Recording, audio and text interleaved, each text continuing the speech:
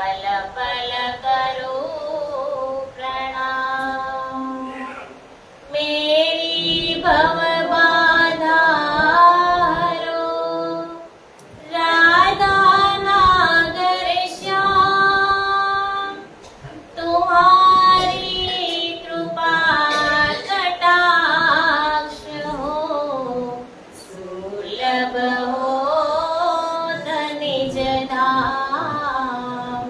सुलभ हो परम धाम। चर्चा प्रारंभ होत है सुनो साथ चित दे। भजो राज श्यामा श्री प्राणनाथ। सखी जीवन हमारा श्री महामति कहे साथ जी। भया चर्चा का बखता अब सुनियो साथ चित दे। लाल आगे आए बैठे न तखता। लाल आगे आए बैठे न तखता।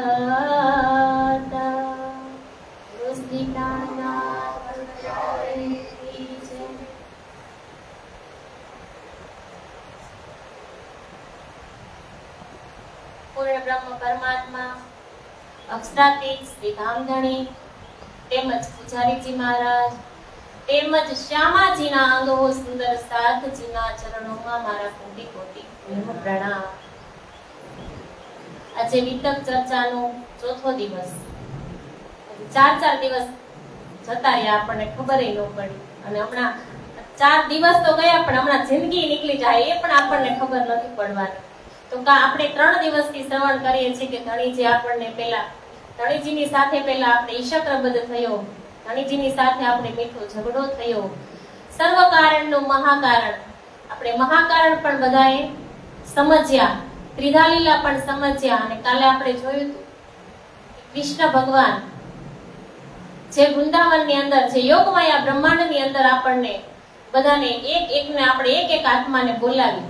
કૃષ્ણજી આપણને એક આત્માને બોલાવી અને જો રજની અંદર આવ્યા તો પણ આપણી પહેલા આવી ગયા।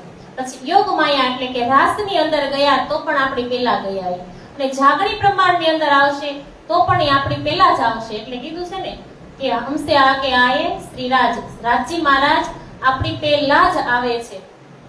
એને ખબર છે કે જે મારી બ્રહ્મપ્રિયા છે ઈ જગતની અંદર જઈને ભૂલી પડશે। બધી જ એને ખબર હતી ને આપણને બધું સમજાવ્યું પણ હતું છતાંય આપણે માયના નહોતા અને અહીંયા આવ્યા હતા કારણ કે એ તો આપણા આત્માના માલિક છે। એ આપણા ધણી છે એ આપણે એની ઠકુરાણી છે કારણ કે તો રાજા છે ને આપણે એની પટરાણી છે। એટલું આપણને એને માન આપ્યું છે। કાલે આપણે જોયું કે કૃષ્ણ ભગવાને કેટલો સરસ યોગ માયા બ્રહ્માંડની અંદર એક સરસ નવા તન આપી અને રાસ રમતા હતા અને આપણે બધા જ રાસની અંદર ભાન ભૂલી ગયા હતા કારણ કે આપણા વસ્ત્ર ધણીજી સરખા કરી દેતા હતા આપણને એ પણ ભાન નહોતું રહ્યું કારણ કે એટલી આપણે શુદ્ધ બુદ્ધ ખોઈ બેઠા હતા। રાજી મહારાજની સાથે આપણે એવો રાસ રમતા હતા એવો મહારાસ રમતા હતા તો આપણી એક સખીની સાડી આમ તેમ થઈ જાય તો પણ ધણીજી સરખી કરતા હતા। આટલી શુદ્ધ બુદ્ધ આપણે ખોઈ બેઠા હતા અને કૃષ્ણ આપણી બધી આપણી સાડી કે આપણી ભેળી પડી જાય તો એ લઈને પોતાની જાતે આપણા માથાની અંદર ગૂંથી દેતા હતા અને રાસ રમતા રમતા આપણને થોડુંક અહમ આવ્યું। કેવું અહમ આવ્યું કે આપણે એવું વિચારી લીધું કે ધણીજીને અમે વશ કરી લીધા। તો એ તો પરમાત્મા છે। તન કી જાણે મન કી જાણે જાણે ચિત્તની ચોરી। ઈસ સાહેબ સે ક્યાં છુપાય જિસકે હાથ में अपनी डोरी। આપણી જે દોરી છે ને એના હાથની અંદર છે તો બધું જ જાણે છે। આપણે મનથી કરીએ ને એ પણ એ બધું જ જાણે છે। તો કાલે આપણે જોયું કે આપણને થોડોક અહમ આવ્યો। આપણને થોડુંક એમ થઈ ગયું કે ધણીજીને અમે વશ કરી લીધા। ધણીજીએ અમને બોલાવ્યા એટલે અમે આવ્યા, અને રમતા રમતા થોડુંક આપણી અંદર માયાનું આવરણ આપ્યું પાછું, એટલે ધણીજી અંતર્ધ્યાન થઈ ગયા. અંતર્ધ્યાન તો થઈ ગયા, પણ અંતર્ધ્યાન ધ્યાન થયા પછી આપણે એક એક એને ગોતવા નીકળ્યા. વૃંદાવનની અંદર આપણે એક એક એને શોધવા માટે નીકળ્યા, અને જોયું જ્યારે રાસની અંદરથી રાજી મહારાજે જેવો જોશ ખેંચ્યો અક્ષર ભગવાન ઉપરથી, એટલે ચોંકી ગયા કે આ કયું વન, આ કોણ અક્ષર, આ શું હતું, આ કયો રાસ. આવી રીતના અક્ષર ભગવાન ચોંકી ગયા, અને અક્ષર ભગવાન ચોંકતાની સાથે જ બધી સખ્યું સુરતા બધાયની તૂટી, રાસમાંથી બધાયની સુરતા તૂટી, અને જોવે છે તો રાધાજી પણ ન હતા. રાધાજી નો હતા એટલે બધી સખ્યુને, બધી બ્રહ્મપ્રિયાઓને એમ થયું કે ધણીજી રાધાજીને કેટલો પ્રેમ કરે છે, તો એને લઈ અને એકલા નીકળી ગયા. પણ ત્યાં આગળ જતા રાધાજીને પણ અહમ આવ્યો. રાધાજીને એમ થયું કે મને એકને આટલી બધી એની બ્રહ્મપ્રિયા છે, આટલી બધી બ્રહ્મપ્રિયામાં મને એકને એને કેટલું માન આપ્યું. અને રાધાજીએ કીધું કે હવે હું ચાલીને થાકી ગઈ છું. તો પિયાજીએ કીધું કે કાંઈ વાંધો નહીં, ચાલો તમને હું મારા ખંભા ઉપર લઈ લઉં. અને જેવાજી એને ખંભા ઉપર લેવા ગયા એટલે ધણીજી ત્યાંથી અંતર્ધ્યાન થઈ ગયા, અને પેલી સખ્યું પણ શોધતી આવી તો જોયું તો રાધાજી મૂર્છિત અવસ્થામાં પડ્યા હતા. રાધાજીને પૂછે છે કે આપણા કૃષ્ણ, આપણા ધણીજી, આપણા પિયાજી આપણને મૂકીને ક્યાં ગયા? એટલે કહે છે કે મને પણ ખબર નથી. એ આપણને આપણો રાધાજી સમજાવે છે સખીઓને કે આપણો કોઈ વાંક હશે, કે આપણી કઈ ભૂલ આવી હશે, એટલે ધણીજી આપણને મૂકી અને ચાલ્યા ગયા છે. હવે તામસ પ્રકારની છે, તામસ ભાવની સખીઓ છે એવું કહે છે કે ચિંતા ન કરો, હવે આપણી જે કઈ ભૂલ છે, આપણી આગળ કઈ એવું આવરણ આવી ગયું હશે, એટલા માટે ધણીજી આપણને મૂકીને ગયા છે. તો ચાલો હવે આપણે જેવી આપણને વ્રજલીલા, આપણે વ્રજની અંદર લીલા કરતા હતા ને, વ્રજ લીલા આપણે ફરીને આપણે અનુકરણ કરીએ. એટલે જે અસલ હતું એનું નકલ કરે છે, હવે અનુકરણ લીલા કરે છે કે જેથી જેવો જલ્દી પ્રસન્ન થશે. કારણ કે વ્રજની અંદર જેવી લીલા કરતા હતા એવી જ આપણે બધા લીલા ચાલુ કરીએ, બધા એક એક લીલા આપણે કરીએ, એટલે ધણીજી આવી જશે કે તરત પ્રગટ થશે. તામસ ભાવની જે સખ્યું છે એવું સમજાવે છે સ્વાતસીને અને રાજસીને. વ્રજમાં રહેતા 11 વર્ષ અને 52 દિવસ કરી હતી, તેને અનુકરણના રૂપમાં શરૂ કરી છે. વ્રજની અંદર લીલા હતી ને 11 વર્ષની, એ અનુકરણ લીલા એમને ચાલુ કરી.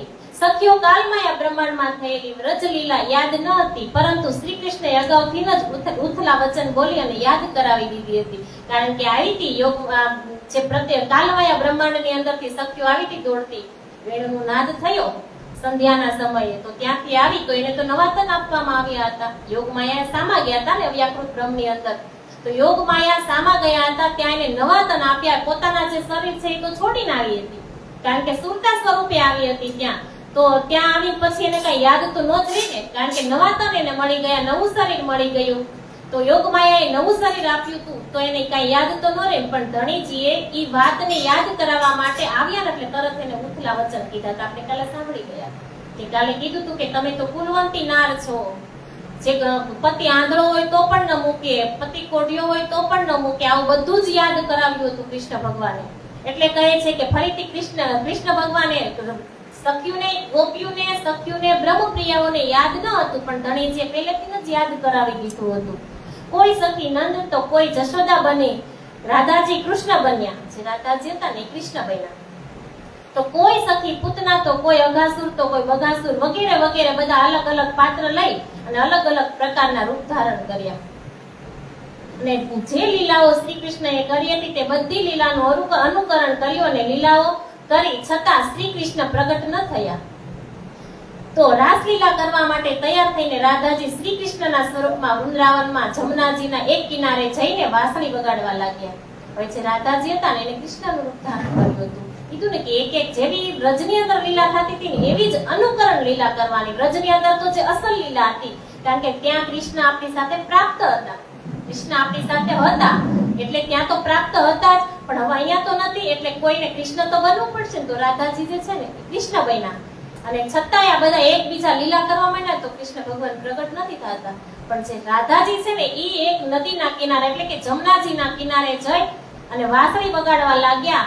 વાંસળીનો સ્વર સાંભળીને બધી સખીઓ આનંદ વિભોર થઈને દોડતી શ્યામાજી પાસે ગઈ આ રીતે વિહળ વ્યાકુળ સખીઓના પ્રેમ અને બીજી બાજુ રાસલીલા જોવાની અક્ષરની ઈચ્છાને પ્રસન્ન થઈને દયાના સાગર પરમાત્માએ એટલે કે એ જ સમયે મૂળ સ્વરૂપ શ્રી રાજજી અક્ષરની ચિત્રવૃત્તિ પર પોતાનો આવેશ પાછો નાખ્યો. પેલા ખેંચી લીધો હતો ને, કારણ કે અક્ષર ભગવાનને હું જોઉં હતું કે જે અક્ષરાતીતની મોહલની અંદર જે ઈશક લીલા થતી હતી, અક્ષર ભગવાન જ્યારે ચાંદની ચોકની અંદર આવતા હતા તો રોજ માટે, પણ એને દર્શન નહોતા થતા. પણ આજ તો રાજજી મહારાજને દર્શન કરાવવાના હતા. કેમ કે સખીઓએ જ્યારે દાંત કાઢ્યા હતા ને કુંજની કુંજવનમાં, ત્યારે એને પોતાના દિલની અંદર લઈ લીધું હતું કે મારે મારી સખીઓને, મારી ઈશક અને સાહેબીની એને ખબર નથી તો મારે એને બતાવવી જોઈએ. દિલમાં તો લઈ જ લીધું હતું. તો અક્ષર ભગવાન તો રોજ માટે આવતા હતા, પણ અક્ષર ભગવાન જ્યારે એકબીજાને આનંદને સત અને સતને આનંદની અંદર ફેરવવાનું હતું, ત્યારે અક્ષર ભગવાન જ્યારે રાજજી મહારાજના દર્શન કરવા ચાંદની ચોકની અંદર આવે, એટલે રાજજી મહારાજે આમ કરીને જોયું હતું, એટલે અક્ષર ભગવાને જોઈ લીધું હતું. ત્યારથી જ એની ઈચ્છા હતી કે મારે અક્ષરાતીતના મોહલની અંદર જે લીલા થાય છે ને એ જોવી છે. એટલે અક્ષર ભગવાનને પોતાના હૃદયની અંદર રાજજી મહારાજે બેસાડ્યા, ત્યારે એ લીલા જોઈ શકે ને, કારણ કે અક્ષર ભગવાન રોજ કરોડો બ્રહ્માંડ બનાવતા હતા અને મિટાવતા હતા. પણ આજે અક્ષર ભગવાને જે આ બ્રહ્માંડ છે ને, અક્ષર ભગવાને નથી બનાવ્યું. પેલા અક્ષર ભગવાન જ બ્રહ્માંડને બનાવતા હતા. કઈ બ્રહ્માંડ ઉપજત ખબર, કેટલાય બ્રહ્માંડો બનાવતા અને એને ખપાવતા પાછા. પણ આ જે બ્રહ્માંડ છે ને, અક્ષર ભગવાને નથી બનાવ્યો, રાજજીએ ખુદ બનાવ્યો છે. પણ અક્ષર આ રાજજીના કેવાથી, રાજજીના આદેશથી. હવે રાજજી જે રાજા હોય ને, એ રાજાને કામ ન કરવાનું. જેવી રીતે આપણે અત્યારે નરેન્દ્ર મોદી છે, તો નરેન્દ્ર મોદીની ઉપર એક રાષ્ટ્રપતિ આવે. જ્યારે એ રાષ્ટ્રપતિ નરેન્દ્ર મોદીને કાંઈ પણ દેશનું કામ કરવું હોય ને, તો એને રાષ્ટ્રપતિની સાઈન જોઈએ. તો રાષ્ટ્રપતિ કોઈ દિવસ ક્યાંય સભામાં કે કોઈ મીટિંગમાં કે ક્યાંય ન હોય. આપણે બધા ઓળખી કોને? નરેન્દ્ર મોદીને. એવી જ રીતે તો આપણે સીધો જ કોન્ટેક્ટ નરેન્દ્ર મોદી સાથે કે રાષ્ટ્રપતિ સાથે હોય, તો આપણે વચ્ચે ક્યાંય જવું પડે નહીં. તો આવી જ રીતના કે રાજજી મહારાજ એ રાજા છે, એટલે રાજાને કોઈ દિવસ કાંઈ જ કામ ન કરવાનું, એટલે આદેશ આપે. આદેશ એટલે એની એક શક્તિ આપે. એની શક્તિથી પછી એની નીચેની શક્તિ, એટલે કે રાજજી મહારાજ છે એક રાજા છે, રાજાના સ્વરૂપમાં. રાજા સર્વ રાજાના રાજા હોય ને, એને એક છે, બધા રાજાનો રાજા હોય ને, એટલે ચક્રવર્તી સમ્રાટ કહેવાય. તો આપણા જે રાજજી છે ને, એ રાજા છે, એક રાષ્ટ્રપતિ છે. તો એને જે એની બ્રહ્મપ્રિયા છે ને, એ જ ઓળખી શકે છે, બીજા નથી ઓળખી શકતા. તો એ જે રાજા છે, રાજજીના મનનું સ્વરૂપ છે ને, એ આદિનારાયણ છે. પછી આદિનારાયણના મનનું સ્વરૂપ છે ને, ત્રિદેવ બ્રહ્મા, વિષ્ણુ અને મહેશ છે. તો બ્રહ્મા, વિષ્ણુ, મહેશનું જે મનનું સ્વરૂપ છે ને, એ 33 કોટી દેવી દેવતા છે. અને 33 કોટી દેવી દેવતાના બધા જ જીવ આપણે છે. એટલે આ બ્રહ્માંડ આખો રાજજી મહારાજની આંખની અંદર રજ બનેલો છે. કાંઈ જ ખોટું નથી.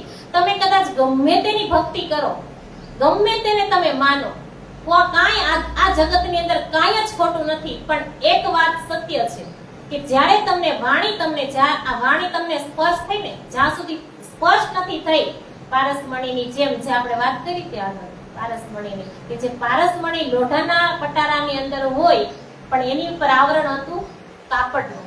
તો કાપડનું જ્યાં સુધી આવરણ હતું, ત્યાં સુધી પારસમણીની કિંમત નહોતી. એ આવરણ જેવું હટે તો ઈ જ પારસમણી, ઈ જ પટારાને અડે તો આખો પટારો સોનાનો બની જાય કે નહીં?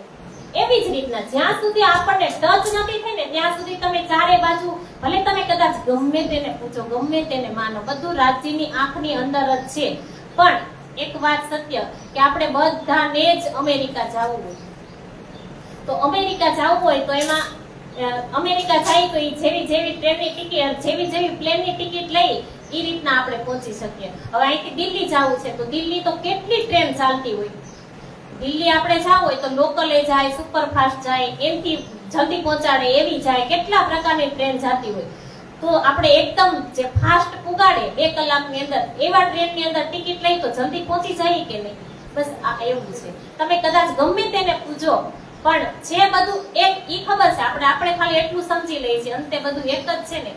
એક છે એ વાત સાચી છે, પણ એક બનાવવા વાળો એક છે એ આપણને ખબર નથી. કારણ કે એકની સત્તા બધે વ્યાપક છે. જેવી રીતના મેં હમણાં કીધું એમ કે જે રાજા છે, એટલે કે પૂર્ણ બ્રહ્મ પરમાત્મા છે, એનું મનનું સ્વરૂપ અક્ષર બ્રહ્મ છે, એના મનના સ્વરૂપ આદિનારાયણ છે, એનું મનનું સ્વરૂપ ત્રિદેવ છે, અને એના મનના સ્વરૂપ 33 કોટી દેવી દેવતા ને 33 કોટી દેવી દેવતાના મનના સ્વરૂપ આપણે બધા જીવ છે.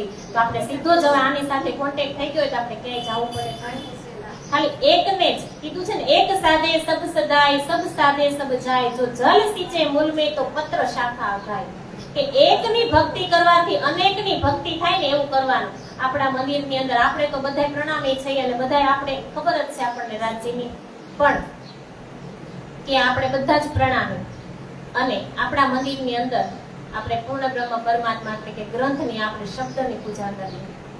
આપણે શબ્દની પૂજા કરીએ. શબ્દમાં એક વાંગમય સ્વરૂપ છે. મૂર્તિ ઘણા પ્રકારની હોય. મેં પહેલા આગળ 2 દિવસ પહેલા કીધું કે મૂર્તિ લોખંડની હોય, મૂર્તિ ધાતુની હોય, પંચ ધાતુની હોય, માટીની હોય, લાકડાની હોય, અનેક પ્રકારની મૂર્તિ હોય. તો એક આ આપણી મૂર્તિ છે.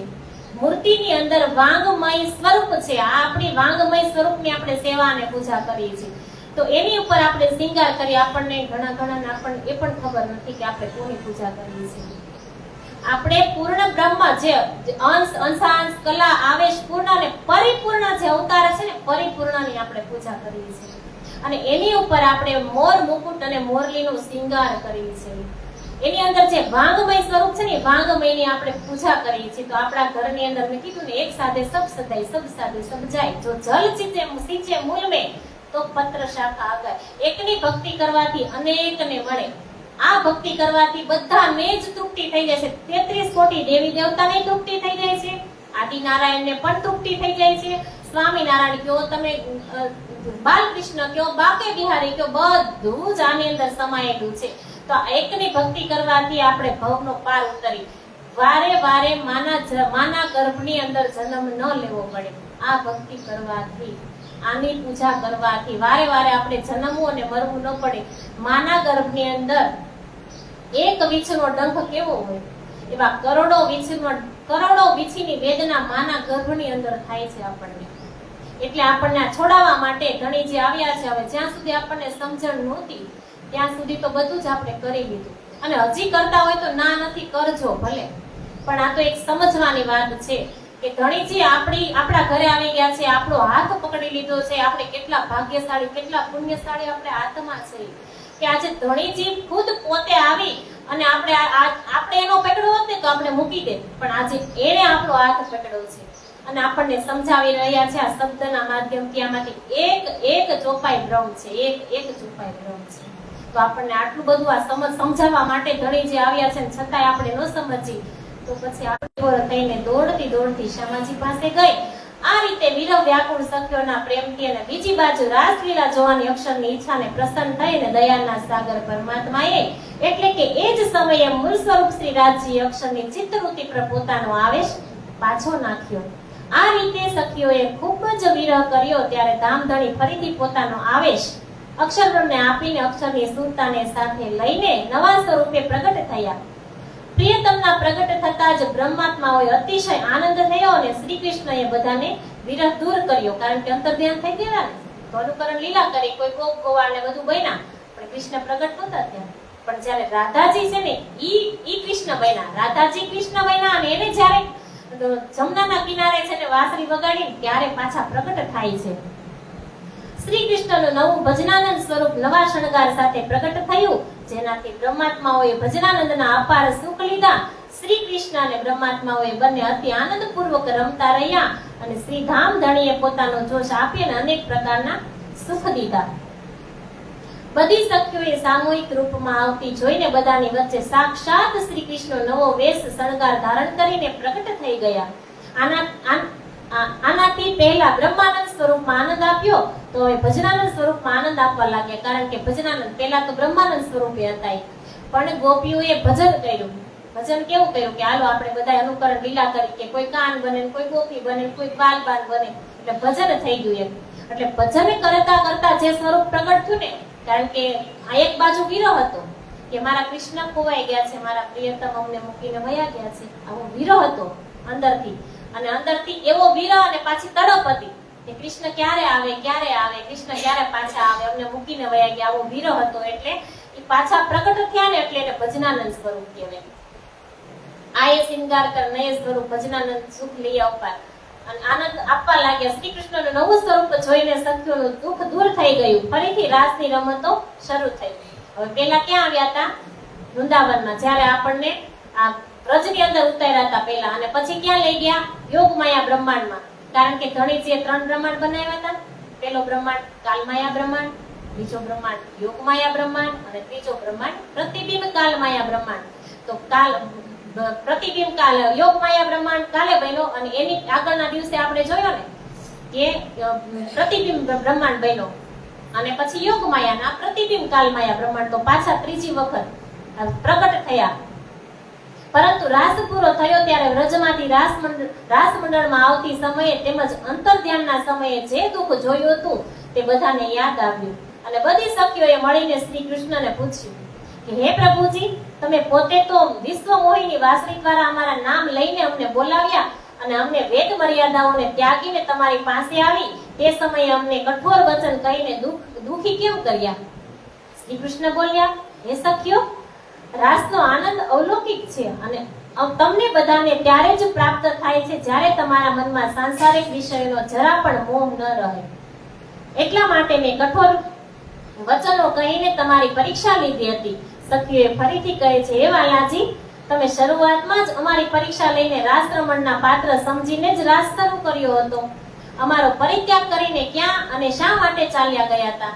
કે તમે જ્યારે બોલાવ્યા અમને, તમે જ્યારે વૃંદાવનની અંદર યોગમાયા બ્રહ્માંડની અંદર તમે જ્યારે અમને એક એકને વાંસળી વગાડીને બોલાવ્યા સંધ્યાના સમયે, ત્યારે જ અમે આવ્યા હતા.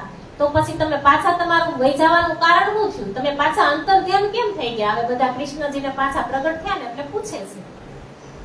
આનો જવાબ આપો, કારણ કે એ સમયે અમારી અંદર માયા લેશ માત્ર પણ નહોતી, તો અંતર ધ્યાન થઈને અમને દુઃખી કેમ કર્યા? ત્યારે અમારી પાસે માયા તો નહોતી, કારણ કે જ્યારે અમે આવ્યા હતા કાલ માયા બ્રહ્માંડની અંદરથી જ્યારે અમે આવ્યા હતા ત્યારે તમે અમને ઉથલા વચન બોલીને અને બધું તો કહી દીધું હતું, તો અમારી અંદર માયા તો નહોતી. તમે એમ કહો છો કે માયા હોય તો અંતર ધ્યાન થઈ ગયું, એમાં એવું થાય, પણ કે માયા તો હતી નહીં, લેશ માત્ર અમારી અંદર માયા નહોતી, તો તમે અંતર ધ્યાન કેમ થઈ ગયા? અંતર ધ્યાન તમારું અંતર ધ્યાન થવાનું કારણ શું?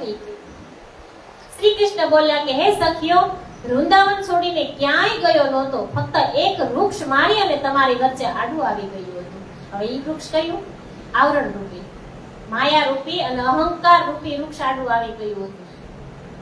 એટલે હું તમને દેખાણો નહીં. પ્રેમવશ તમે મને શોધ્યો, પરંતુ વિરહને કારણે એક એક ક્ષણ તમને યુગ જેવડી લાગી. મને તો તમારા સિવાય બીજું કોઈ સ્થાન દેખાતું નથી જ્યાં હું જઈ શકું છું. તમને છોડીને હું બીજે કોઈ જગ્યાએ રહી શકતો નથી. તમે તો મારી આત્મા છો, તો પછી તમને છોડીને હું ક્યાં જઈ શકું? કારણ કે જો અહીંયા યોગ કાલમાયા બ્રહ્માંડને છોડીને સખીઓ આવી હતી, તો કાલમાયા બ્રહ્માંડની અંદર હતી ત્યારે તેને પુત્ર પરિવાર બધું જ હતું. અહીંયા આવી તો અહીં કૃષ્ણ સિવાય કોઈ હતું જ નહીં, અને એમાંય કૃષ્ણ અંતર ધ્યાન થઈ ગયા. હવે દાખલા તરીકે આપણે ક્યાંક બહાર ગયા હોય ફરવા માટે, તો આપણે આખું ફેમિલી ગયા હોય અને ત્યાં આપણે કોઈને ઓળખતા જ ન હોય, અને જેટલા ગયા હોય બધા જ વયાવે, ક્યાંક આડાવાળા બધા વયા છે, અને આપણે એકલા જ ત્યાં ઉભા રહી જાય તો આપણને કેવું થાય કે અરે હવે હું ક્યાં જઈશ, મારા પાસે તો ફોન નથી. થાય ને, આપણી પાસે ફોન ન હોય. જો ફોનની સિસ્ટમ તો અત્યારે સારી છે, હોય તો આપણે કરી દઈએ, પણ આપણી પાસે ફોન પણ ન હોય અને આપણે ગયા હોય અને પછી આપણે ભૂલા પડ્યા હોય, તો આપણને આપણે અંદર કેવી આમ ઓલું થવા મળે કે અરે હવે હું ક્યાં જઈશ, આ તો બધા વયા ગયા. એવી જ રીતના એવું જ બન્યું કે હવે યોગમાયા બ્રહ્માંડની તો અંદર તો કૃષ્ણ સિવાય કોઈ હતું નહીં, કૃષ્ણ ભગવાન એકલા જ હતા, અને ઈ પણ અંતર ધ્યાન થયા.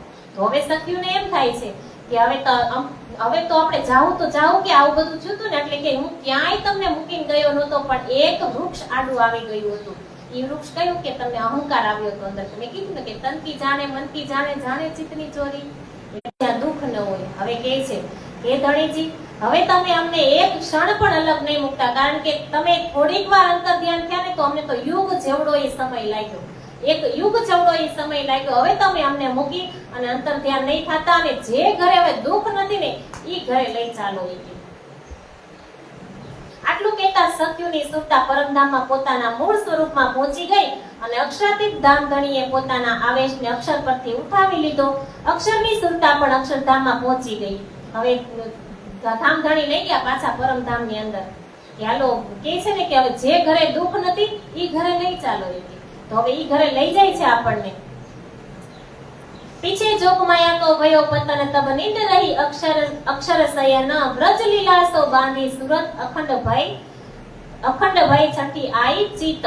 તેમના પાછા ફર્યા પછી યોગ માયા બ્રહ્માંડનું પતન થયું.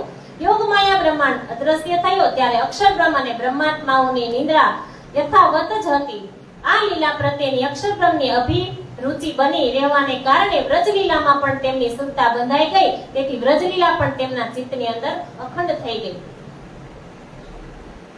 રાસલીલાનું ધ્યાન કરતા કરતા રાસરમણના મનન સાથે યોગમાયાના બ્રહ્માંડમાં સખ્યો દ્વારા થયેલી વ્રજની અનુકરણ લીલા જોતા અક્ષરબ્રહ્મને વિચાર આવ્યો કે મેં રાસના આનંદ સિવાય આવું બીજું કાંઈ જોયું હતું એવો વારંવાર વિચાર કરતાની સાથે જ કાલમાયા બ્રહ્માંડમાં થયેલી વ્રજલીલા યાદ આવી ગઈ, જે હૃદયમાં ચડી આવતાની સાથે જ સબલિકની અંદર એટલે કે ચિત્તમાં અખંડ થઈ ગઈ.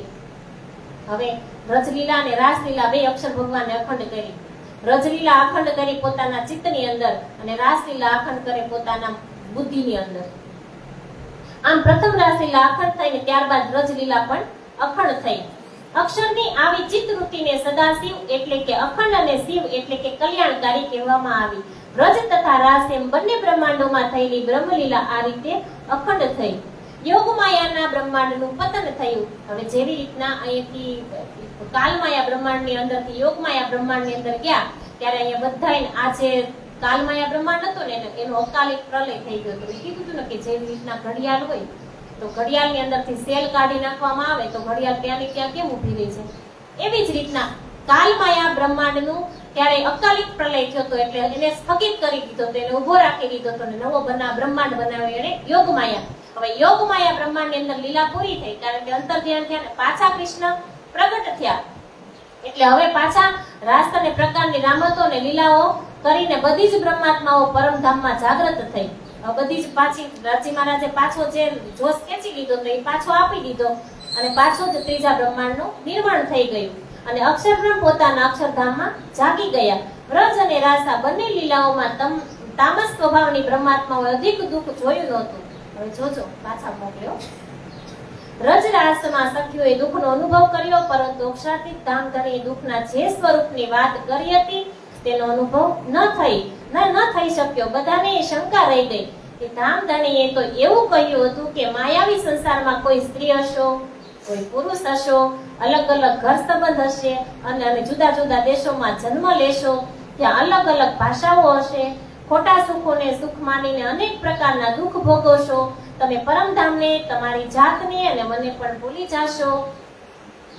તમને જાગૃત કરવા માટે હું સંદેશો મોકલીશ. તેને ન માનીને અન્ય દેવી દેવતાઓ મૂર્તિઓને પોતાના ઈષ્ટ માનીને તેમજ આગ પાણી પથ્થરને પૂંજશો વગેરે વગેરે બધું જ આપણે હજુ જોયું નથી. હવે તામસ પ્રકારની લઈ ગયા. પેલા રાજી મહારાજને શું કીધું કે હવે જે ઘરે દુઃખ નથી ધણીજી એ ઘરે લઈ ચાલો, કે જ્યાં અમને દુઃખ નથી હવે ઈ ઘરે તમે લઈ જાઓ તો ધણીજી લઈ જાય છે પરમધામની અંદર.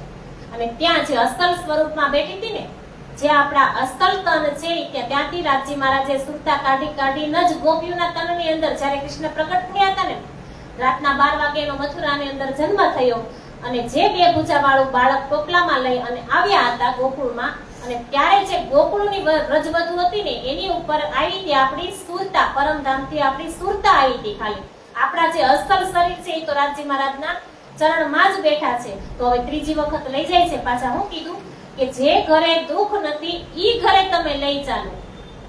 હવે દુઃખ તો આપણે માંગ્યું, રાજી મહારાજ પાસે દુઃખ માંગ્યું, આ સંસારની અંદર આવ્યા અને હવે અહીંયા આવી અને બધા જ આપણે સુખની આશા કરીએ છીએ. તો માંગીને આવ્યા છે દુઃખ, રાજી મહારાજ આપણી ઈચ્છા પૂરી જ કરે છે તો પછી હવે સુખ માંગી તો સુખ મળે ક્યાંથી?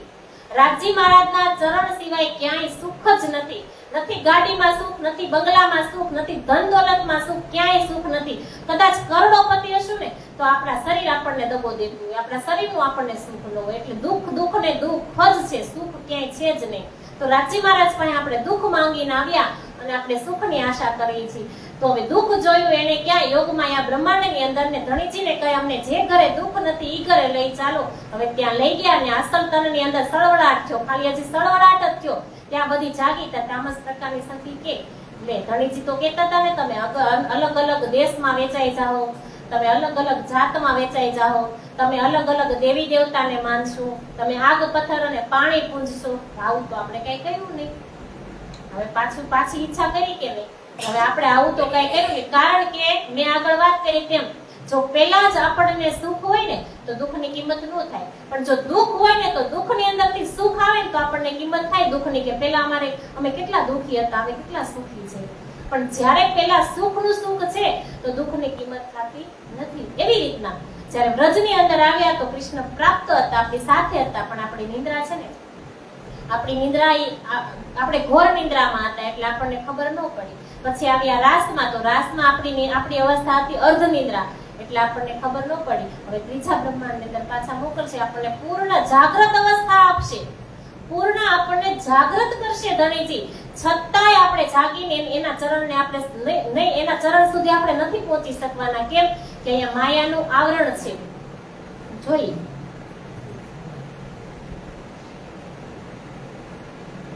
બ્રહ્માત્માએ દુઃખ જોવાની કેટલી ઈચ્છા હજુ બાકી રહી ગઈ હતી, પરંતુ ધામધણી લેશ માત્ર પણ ઈચ્છા અધૂરી રહેવા દેશે નહીં. તેથી ફરીથી સ્વપ્નવત સૃષ્ટિની રચના થઈ. ધણીની આજ્ઞાથી અક્ષર બ્રહ્મ દ્વારા ફરીથી આ બ્રહ્માંડનો 14 લોકની રચના થઈ. રાજ્યના કેવાથી બને છે? ખુદ આ રાજ્ય મહારાજે જ બનાવ્યું છે, પણ રાજ્યની સત્તાથી પાછો બ્રહ્માંડ બને છે. અને અક્ષર બ્રહ્મને ચિત્તવૃત્તિ આપશે એટલે અક્ષર બ્રહ્મ દ્વારા બનશે. અક્ષર બ્રહ્મ નથી બનાવતા, પણ અક્ષર બ્રહ્મને ચિત્તવૃત્તિ આપે, એની એક શક્તિ આપે છે, તો પાછો ત્રીજો બ્રહ્માંડ બનાવશે. આપણે ગાય ઘણી છે, આપણને તો ખબર છે ને, તનકી જાણે મનકી જાણે, જાણે ચિત્તની ચોરી આપણે જોયું. અને આપણે બોલીએ છીએ આરતી, સ્વામી પ્રાણનાથ ભજલે, સ્વામી પ્રાણનાથ ભજલે, અક્ષર બ્રહ્મ પૂજારી, અક્ષર બ્રહ્મ પૂજારી, જો સૃષ્ટિ કરતાર, સ્વામી પ્રાણનાથ. અને ઈ જ સૃષ્ટિના કરતાર છે, પણ એને બ્રહ્માંડ એમણે નથી બનાવ્યો, બ્રહ્માંડ રાજી મહારાજના કહેવાથી, રાજી મહારાજના આદેશથી જ બનશે, એના મનનું સ્વરૂપ છે. તો હવે આ ત્રીજો બ્રહ્માંડ બનાવે ને બ્રહ્માત્માઓ દુઃખ જોવાની, તેઓ તો બધાને અંતર અને બહારની વાત જાણે છે. તેઓ સમજી ગયા કે જ્યાં સુધી સખીઓના નાના પ્રકારના તમામ દુઃખો ભોગવી નહીં લે ને ત્યાં સુધી સંતોષ નહીં થાય. કારણ કે અહીંયા દુઃખ ભોગવવાની વાત કરે છે. પેલા રાજી મહારાજે વાત કરી હતી, તો એ તો રજમાય આપણે દુઃખ નો જોયું ને રાસમાય નો જોયું, કારણ કે આપણે હારે હતા એ. તો હવે રાજી મહારાજ એવું વિચારે છે કે જ્યાં સુધી નાના નાના દુઃખ નહીં જોઈ લે ત્યાં સુધી એને સંતોષ થવાનો નથી. પ્રમાણે વિચાર કરી સખીઓના મનોમનને પૂર્ણ કરવા માટે તેમજ વેદ ઋચાઓને આપેલા વરદાનને પૂરું કરવા માટે પોતાની પ્રેરણા માત્રથી આ સ્વપ્નવત જગતને ફરીથી ઉત્પન્ન કર્યું. કાલ માયા બ્રહ્માંડની ફરીથી ઉત્પત્તિ થઈ, પરંતુ સૌને લાગ્યું કે આ તો એ જ પહેલાનો બ્રહ્માંડ છે. એમ જ લાગે ને, કેમ કે રાજ્ય મહારાજે સુરતા જ ખેંચી હતી ને, અકાલિક પ્રલય કરી દીધો. તો જેવી રીતના ઘડિયાળની અંદરથી સેલ કાઢી લીધો તો પાછો એમાં ફિટ કરી દીધો, એટલે ખબર પડી ગઈ કે આ તો કે આ જે પહેલાનો બ્રહ્માંડ હતો ને એવો ને એવો પાછો બ્રહ્માંડ બની ગયો. ત્રીજા બ્રહ્માંડની અંદર ઉતારી દીધી સખીઓને હવે. પરંતુ ત્રીજું બ્રહ્માંડ અક્ષર બ્રહ્મની સુરતા દ્વારા ધણીની આજ્ઞાથી બનેલું પ્રતિબિંબ કાલ માયા બ્રહ્માંડનું આ ત્રીજું જગત સંપૂર્ણ અક્ષર બ્રહ્મની સુરતાથી પ્રગટ થયું.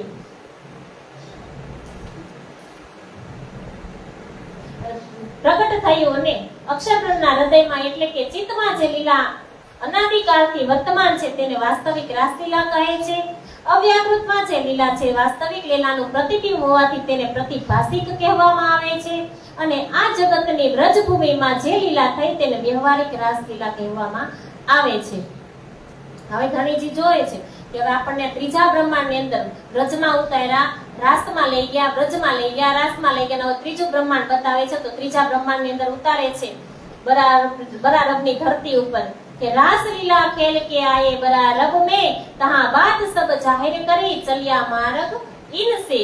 કે વ્રજલીલા તથા રાસલીલા કર્યા બાદ જે તનમાં અક્ષરની આતમ અને ધણીજીનો જોશ હતા તે આતમ અને જોશ મુસ્તફા બેગના તનમાં બેસી ષડયંત્ર લાગુ કરાવી તેને અલ્લાહ તાલાના આવવાની તથા પરમધામની બધી હકીકતો ઈશારાથી કહી અને આ જ્ઞાન દ્વારા તેને ઇસ્લામ ધર્મ ચલાવ્યો. હવે બરારબની અંદર, બરારબની ધરતી ઉપર એટલે કે મોહમ્મદ સાહેબ મોહમ્મદ સાહેબના તનની અંદર આવ્યા. મોહમ્મદ સાહેબ જે છે ને એને 63 વર્ષ સુધી લીલા કરી, પણ એનાથી પ્રગટી નથી. ખાલી 63 વર્ષ સુધી અહીંયા રહ્યા અને રાજી મહારાજે એને 90,000 અરબ આપી અને મોકલ્યા હતા. 90,000 શબ્દો આપ્યા હતા કે તમે 30,000 ના બધા ગ્રંથ, એટલે કે જે ભાગવત ને પુરાણ ને મહાપુરાણો એની રચના થઈ. 30 ના એને આયાતો બનાવી અને 30 કીધું કે અખત ત્યાર રાખજો કે હું જ્યારે આવીશ ત્યારે હું ખોલીશ.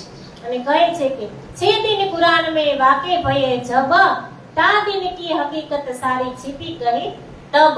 હવે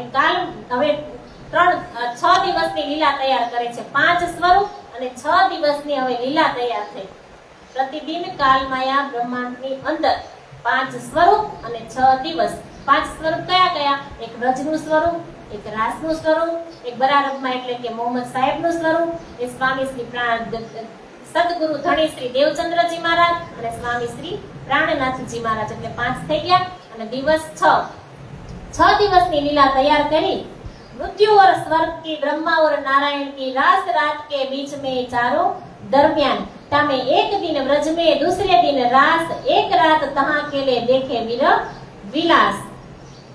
આ 6 દિવસ, પ્રથમ દિવસ વ્રજનો, બીજો દિવસ રાસનો અને ત્રીજો દિવસ જાગણી લીલાનો. मनोरथ पीछे रहे तब तीसरो भयो इंड तामे आए बरारब आमेर फैलाया ब्रह्मांड. ये दिन तीसरा रहे 60 बरस और 3 रब्बानी कलाम अल्लाह के सबको दिया आकीन. ये कथा बहुत है विस्तार नहीं सुमार पर ये चौथे दिन की सैया करो विचार. ત્રીજા દિવસની અંદર ઉતાર્યા આપણને જે મોહમ્મદ સાહેબ હતા એને તો 90,000 અરબ આપીને એને કહી દીધું આવી રીતના આમ કરવાનું છે. હવે આવે છે ચોથો દિવસ અને ચોથું સ્વરૂપ. 5 સ્વરૂપ બતાવ્યા ને એમાં 3 સ્વરૂપ ગયા. વ્રજનું ગયું અને રાસનું ગયું અને ત્રીજું બરારબ એ પણ ગયું, કારણ કે ત્યાં લીલા પ્રગટ થઈ નથી. અને હવે આવે છે ચોથું સ્વરૂપ એટલે કે સદગુરુ ધણી શ્રી દેવચંદ્રજી મહારાજ.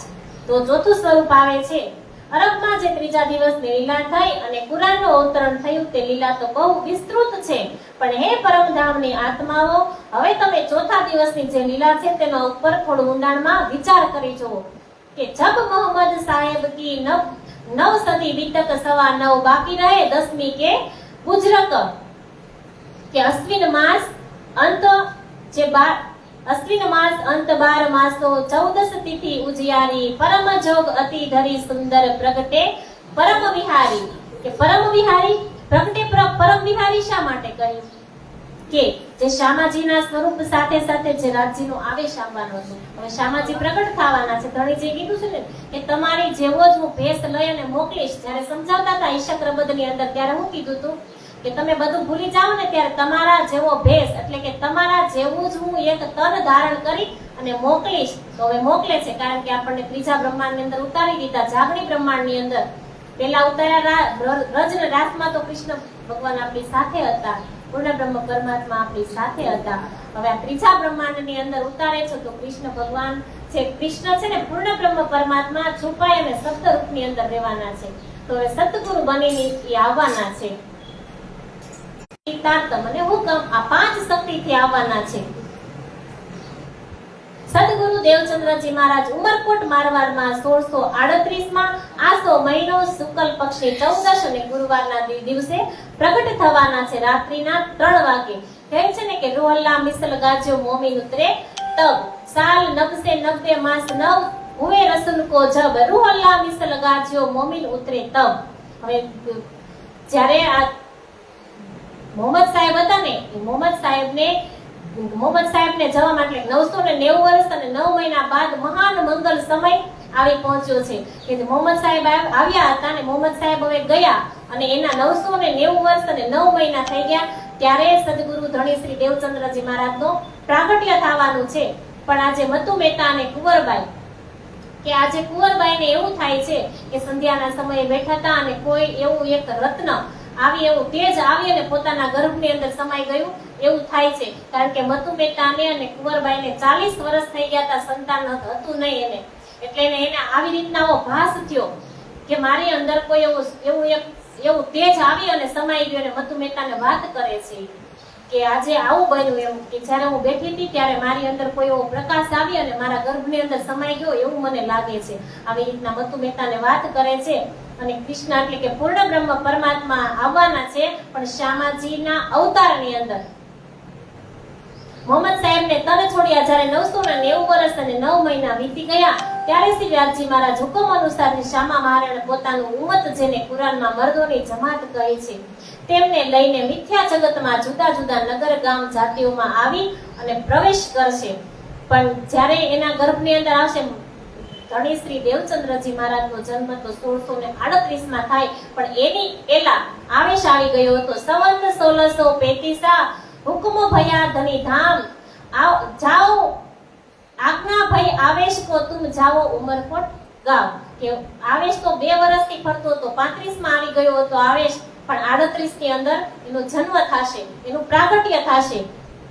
હવે ધણી શ્રી દેવચંદ્રજી મહારાજનું પ્રાગટ્ય થવાનું છે કે જે ચોથું સ્વરૂપ અને શ્યામા મહારાણી આજે પ્રકટ થવાના છે. સંવંત 1638 આસો સુધી 14 को जन्मे दिन श्री देवचंद्र जी आए प्रगट.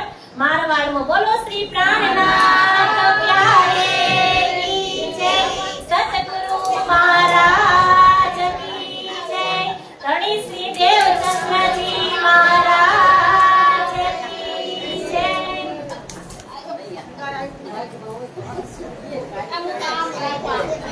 मारवाड़ देशમાં મારવાડ દેશમાં યો મારા કોટ એક ગામ છે રે.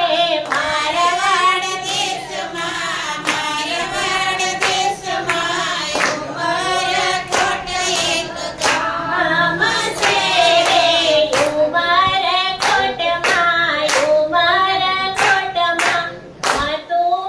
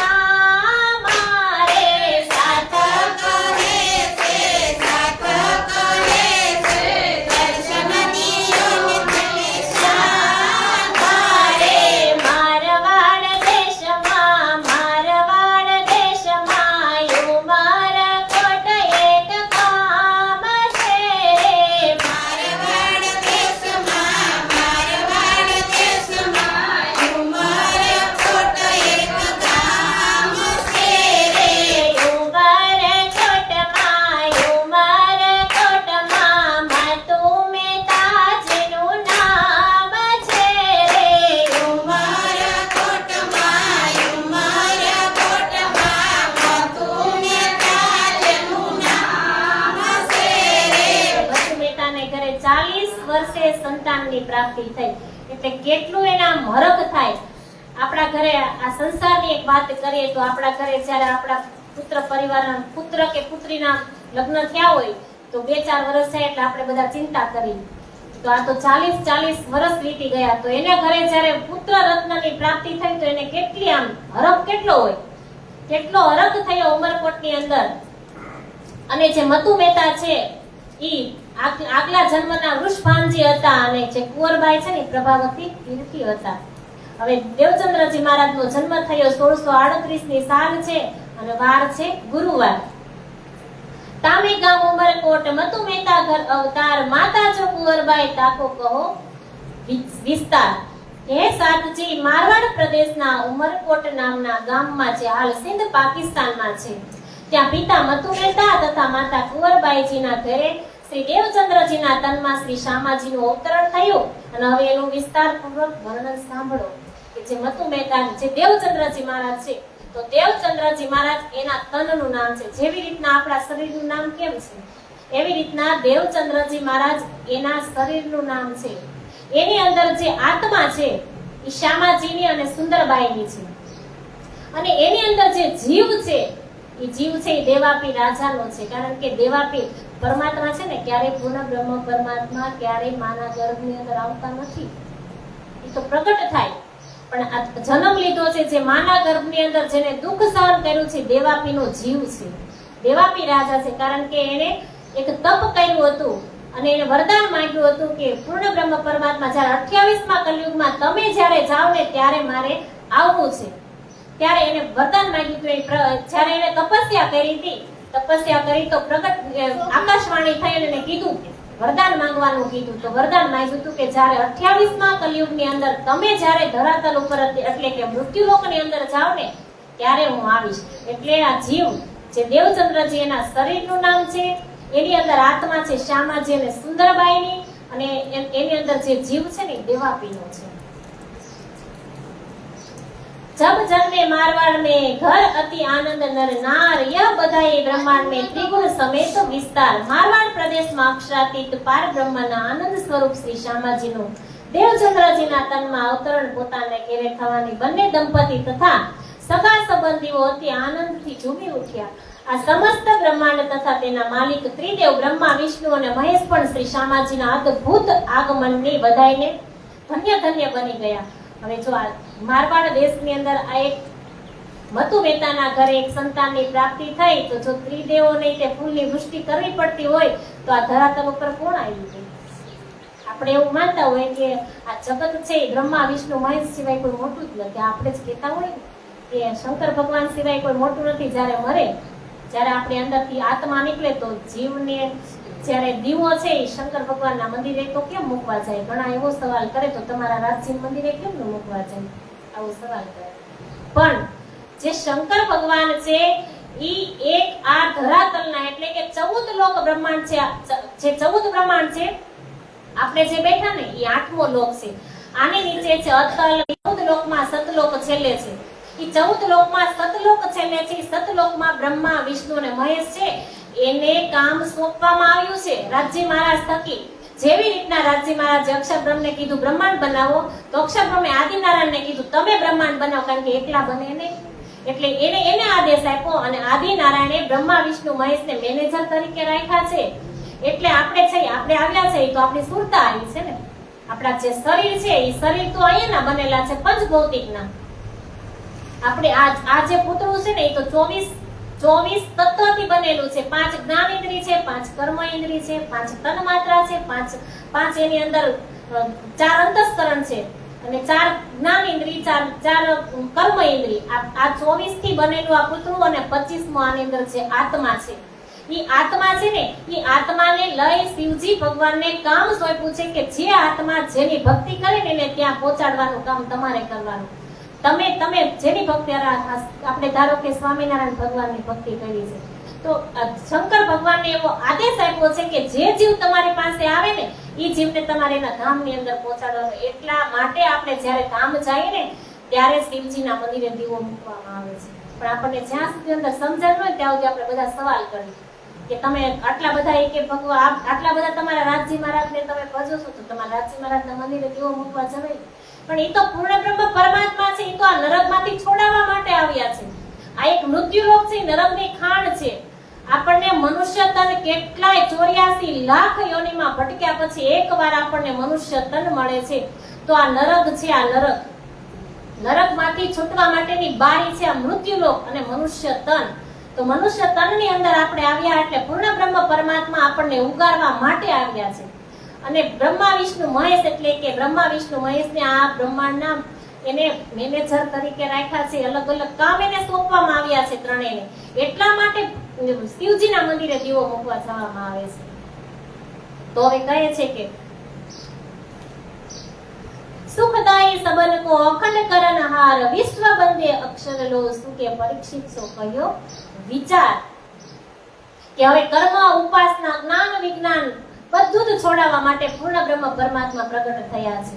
અત્યાર સુધી આપણે બધા એમાં જ હતા ને કર્મકાંડની અંદર, પણ કર્મકાંડને છોડાવવા માટે કૃષ્ણ પરમાત્મા એટલે કે પૂર્ણ બ્રહ્મ પરમાત્મા પ્રગટ થયા છે, સતગુરુ પ્રગટ થયા છે. કહેવાય છે ને કે સતગુરુ તમે મારા તારણહાર, હરિ ગુરુ તમે મારા તારણહાર, કે આજ બ્રહ્મ પ્રિયાઓની અરજી રે કે ધામ ધણી સાંભળજો ગુરુજી હોજી.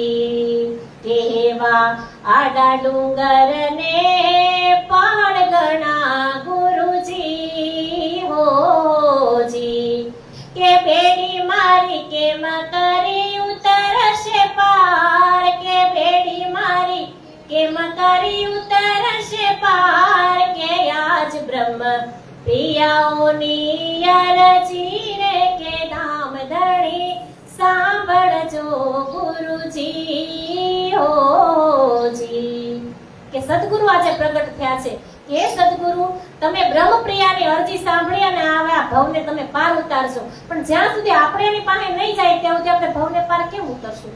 જ્યાં સુધી કર્મકાંડની અંદર આપણે રહેવું ત્યાં સુધી ભવ પાર આપણે કેમ ઉતરશું? આ બધું રાજજી મહારાજે બનાવ્યું આપણને ભૂલવવા માટે. આપણે અહીંયા આવીને ભૂલા પડી જાય ને એટલા માટે બધું બનાવ્યું. તો હવે સદગુરુ પ્રગટ થયા છે અને સાક્ષાત ધામધણી સ્વરૂપે આવ્યા છે. ધામધણી એને આવેશ આપ્યો અને અહીંયા આવ્યા છે. તો હવે કર્મકાંડ, ઉપાસના, જ્ઞાન, વિજ્ઞાન આ બધું છોડાવવા માટે હવે આવ્યા છે અહીંયા.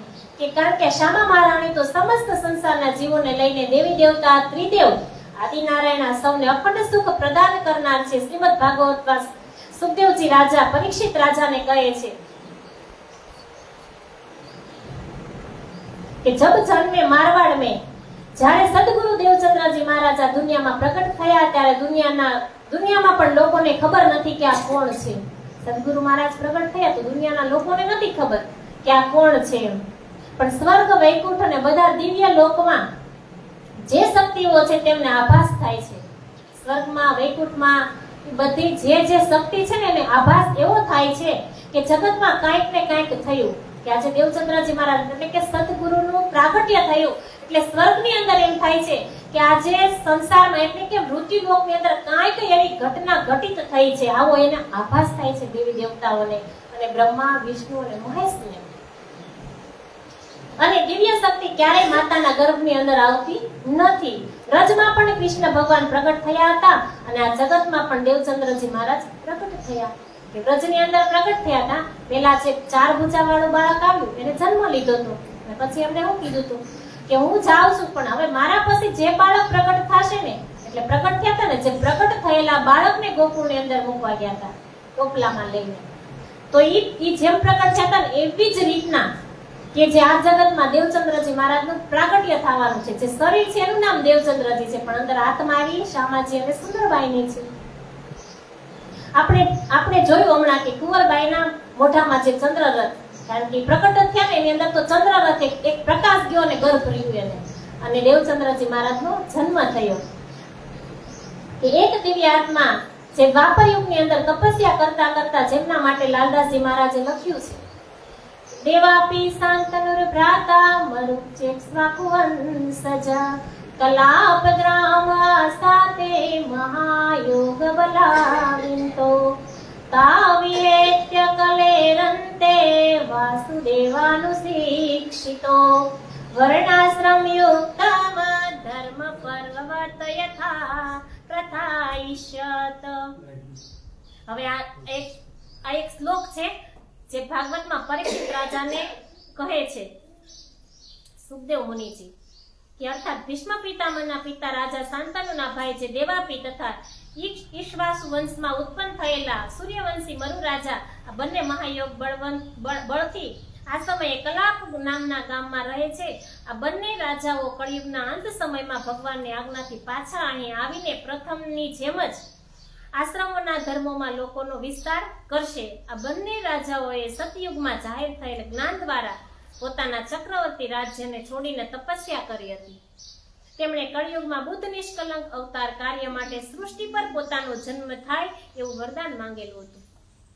વરદાનની પરિપૂર્ણ રૂપે અદ્ભુત અવલૌકિક જ્ઞાનના વિસ્તાર દ્વારા સત્ય ધર્મનો પ્રકાશ કરવાથી દેવચંદ્ર તનમાં દેવાપી રાજાનો જીવે પ્રવેશ કર્યો. આપણે વાત કરીને હમણાં કે એની અંદર જે જીવ છે એ દેવાપીનો છે.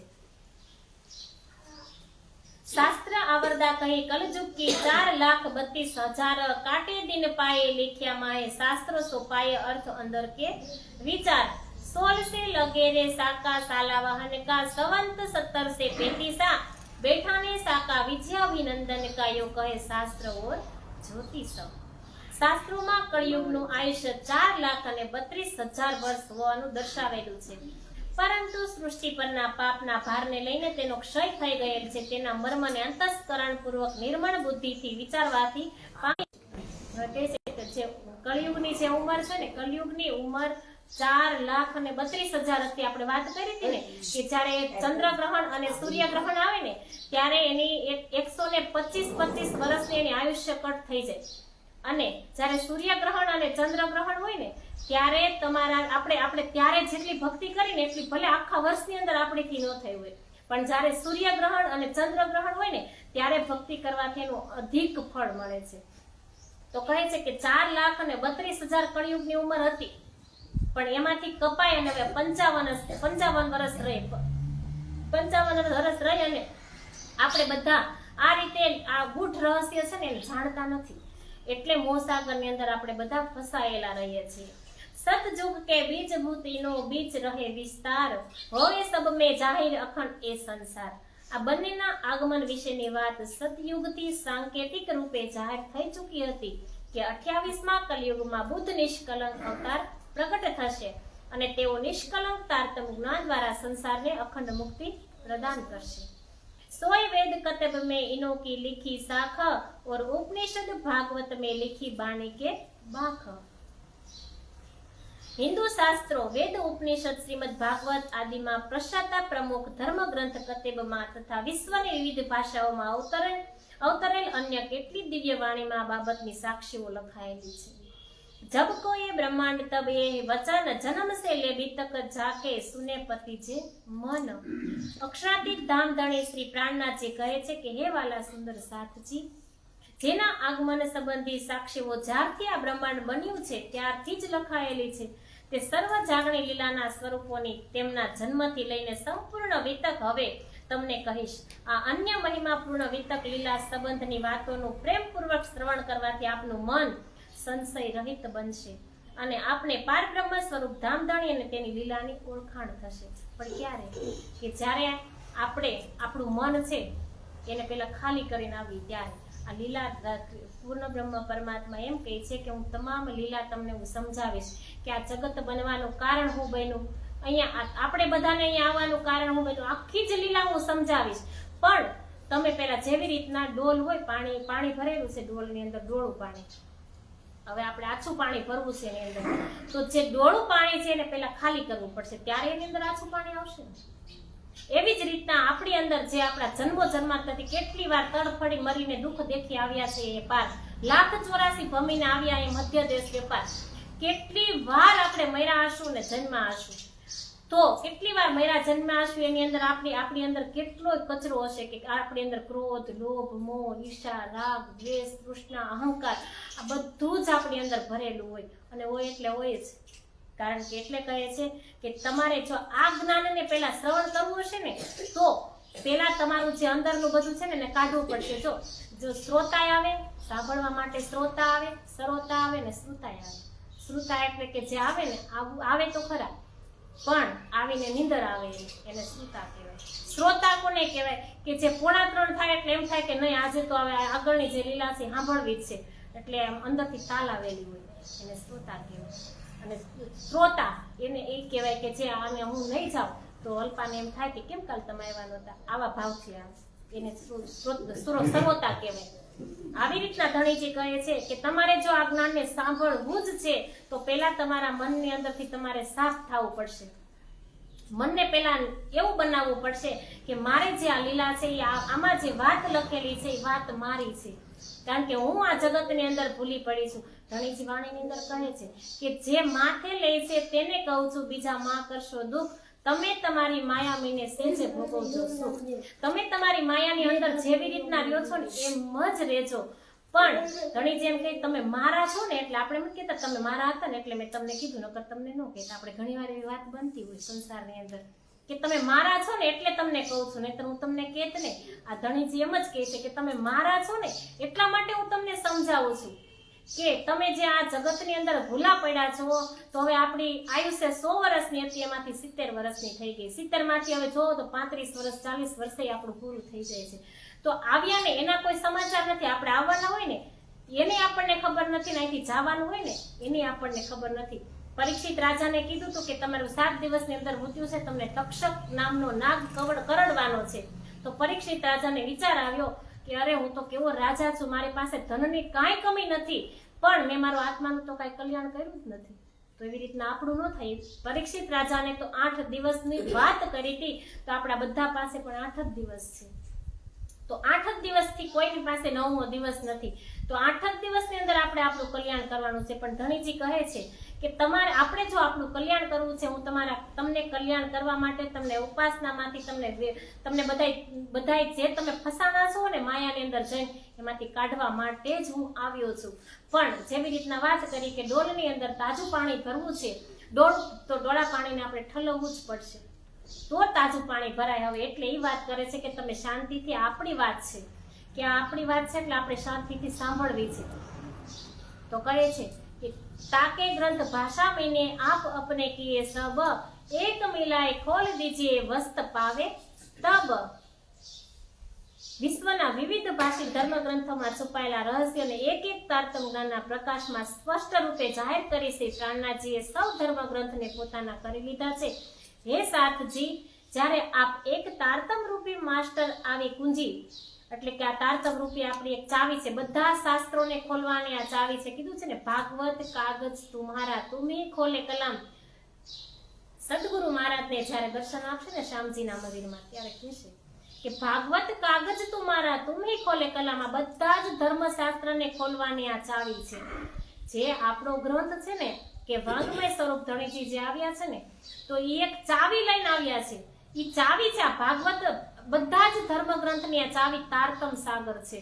તો કહે છે કે કુંજી થકી શાસ્ત્ર કથિત બુદ્ધ નિષ્કલંક અવતાર, કુરાન કથિત ધામના મહેંદી સાહેબ અને બાઇબલ કથિત પુનઃ પ્રગટ થનાર ઈસા અર્થાંત સાત્વિક દ્રષ્ટિ એક સમાન છે. એક સમજી લેશો ત્યારે તમને યથાર્થ વસ્તુની પ્રાપ્તિ થઈ શકશે. सोई शरत कुरान में लिखी 120 बरस, 4-5 छठा दिन तब जाहिर होवे अरस. परब्रह्म परमात्मा अद्भुत अवतरण संबंधी લીલા 120 વર્ષના સમયગાળામાં સંપન્ન થવાની વાત કુરાને પાકમાં કરવામાં આવેલી છે. જેમાં કહેવામાં આવેલ છે કે 120 વર્ષના સમય પૂર્વક સંપૂર્ણ બ્રહ્માંડ પૂર્વ ઉલ્લેખાયેલો ચોથા, પાંચમા અને છઠ્ઠા દિવસની લીલા બે અલગ અલગ તન દ્વારા થશે. ત્યારબાદ સંપૂર્ણ બ્રહ્માંડમાં અક્ષરાતીત પરમધામ તેના માલિક શ્રી પ્રાણનાથજી તથા તેમની ધામ લીલા વિશેની હકીકતો જાહેર થઈ જશે. હવે કહે છે કે જે ચોથો અને પાંચમો અને છઠ્ઠો દિવસ, ચોથો દિવસ આપણે જોયું ને કે ચોથો દિવસ ધણી શ્રી દેવચંદ્રજી મહારાજ, પાંચમો દિવસ મહામતી સ્વામી શ્રી પ્રાણનાથજી મહારાજ અને છઠ્ઠો દિવસ કીધો છે મોમીનોને, એટલે કે આપણો છે છઠ્ઠો દિવસ. એટલે કે આ ત્રણ લીલા છે ને જે પાછળના 3 દિવસની લીલા એમાં 2 સ્વરૂપ આવશે. તો તો બે સ્વરૂપમાં સદગુરુ ધણી શ્રી રવિચંદ્રજી મહારાજ અને મહામતી સ્વામી શ્રી પ્રાણનાથજી મહારાજ. બ્રહ્મ સૃષ્ટિ સેજદા કરે હોવે જાહેર અખંડ ધામ, જો યાદ નહીં અક્ષર કો સુધ સબો હોય તમામ. જ્યારે અખંડ પરમધામની સંપૂર્ણ વિગતો જાહેર થઈ જશે ત્યારે સમગ્ર દુનિયાના લોકો શ્રી પ્રાણનાથજીને પૂર્ણ બ્રહ્મ સચ્ચિદાનંદ રૂપે ઓળખશે અને એમના દિવ્ય ચરણોમાં શ્રદ્ધાપૂર્વક પ્રણામ કરીને સમર્પિત થશે. હે સાધજી, આ રીતે જે પરમધામમાં રંગમહોલમાં સદૈવ થતી રહેતી અક્ષરાતીત પાર બ્રહ્મની સ્વલીલા અદ્વૈત તેમના જ સત અંગ અક્ષર બ્રહ્મ નહોતા જાણતા કે લીલાનું જ્ઞાન શ્રી કુલજન સ્વરૂપની તારતમ જ્ઞાન યુક્ત વાણીના પ્રતાપે સૌ કોઈને થશે. આ પ્રકારની અનોની સંભાવના ઊભી થઈ ગઈ કે અક્ષર બ્રહ્મને પણ ખબર નહોતી કે અક્ષરાતીતના મહોલની અંદર શું લીલા થાય છે. તો એને પણ લીલા, કારણ કે એના મનનું સ્વરૂપ હતું છતાંય ખબર નહોતી. તો આપણે બધા કેટલા ભાગ્યશાળી આત્મા છે. આપણને બધાને ખબર છે દેવી દેવતા આજે પન્નાજીની અંદર સંધ્યાના સમયે કેટલા તડપે છે કે હે પૂર્ણ બ્રહ્મ પરમાત્મા, અમને એક વખત મનુષ્ય તન આપો તો અમે તમારા ચરણની રજ લઈને અમે અમારી મુક્તિ કરી. તો આપણે તો બધા કેટલા ભાગ્યશાળી, જે દેવી દેવતાને નથી મળ્યું, જે ત્રિદેવને નથી મળ્યું, જે આદિ નારાયણને નથી મળ્યું, ઈ પદાર્થ આપણને આજે મળ્યો છે, પણ એની કિંમત આપણને નથી. જ્યાં સુધી એની કિંમત નહીં થાય ત્યાં સુધી હકીકતમાં છે રાજજી મહારાજ સાક્ષાત પૂર્ણ બ્રહ્મ પરમાત્મા કહે છે કે જ્યાં સુધી તમને પહેચાન નહીં થાય ને ત્યાં સુધી તમે દર ભટકતા રહેશો. જ્યારે તમને સંપૂર્ણ પહેચાનાની થઈ જશે ને ત્યારે બધું જ આ ત્રણ ધામની અંદર દેખાવા લાગશે. અને પન્નાજીની અંદર તો સાક્ષાત પૂર્ણ બ્રહ્મ પરમાત્મા બેઠા છે. જ્યારે મંગલપુરીની અંદર ગાદી ચલાવવા વાળા છે 108 સૂર્યનારાયણ દાસજી મહારાજ, જેવી રીતના પદ્માવતીપુરા આપણે જામનગરની અંદર જેમ નવતનપુરી ધામની અંદર છે 108 કૃષ્ણમણીજી મહારાજ, પણ પન્નાજીની અંદર કોઈ જ નથી. ત્યાં તો સાક્ષાત ધામ ધણી બિરાજમાન છે. અને જ્યારે આપણે જઈને અત્યારે હાલની તકે પણ જ્યારે જઈને ત્યારે ઘુમટજીની અંદર તયખાનામાં એટલે કે જે ભોયરું છે ત્યાં ચંદનના ઈંડોળા ઉપર રાજજી મહારાજને પધરાવ્યા છે, એટલે કે પૂર્ણ બ્રહ્મ પરમાત્માને પધરાવ્યા છે ચંદનના ઈંડોળા ઉપર. અને જેવા આપણે દંડવત પ્રણામ કરીએ તો હજી હાલની તકે ત્યાં કડ એવો અવાજ આવે છે ઈંડોળાના કડાનો.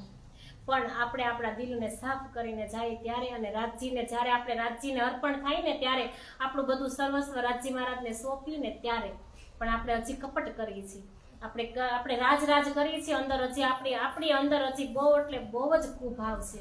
જ્યાં સુધી એ બધા કુભાવ હશે ને ત્યાં સુધી રાજજી મહારાજ દર્શન નહીં આપે. હવે આપણે બધાને, તમે બધા જેટલા બેઠા છો બધા જ મારા માવતર છો, બધા જ મારા માતા પિતા છો, પણ આજે અહીંયાથી જે રાજજી મહારાજ કહે ને મારે તમને બધાને કહેવું જ પડે.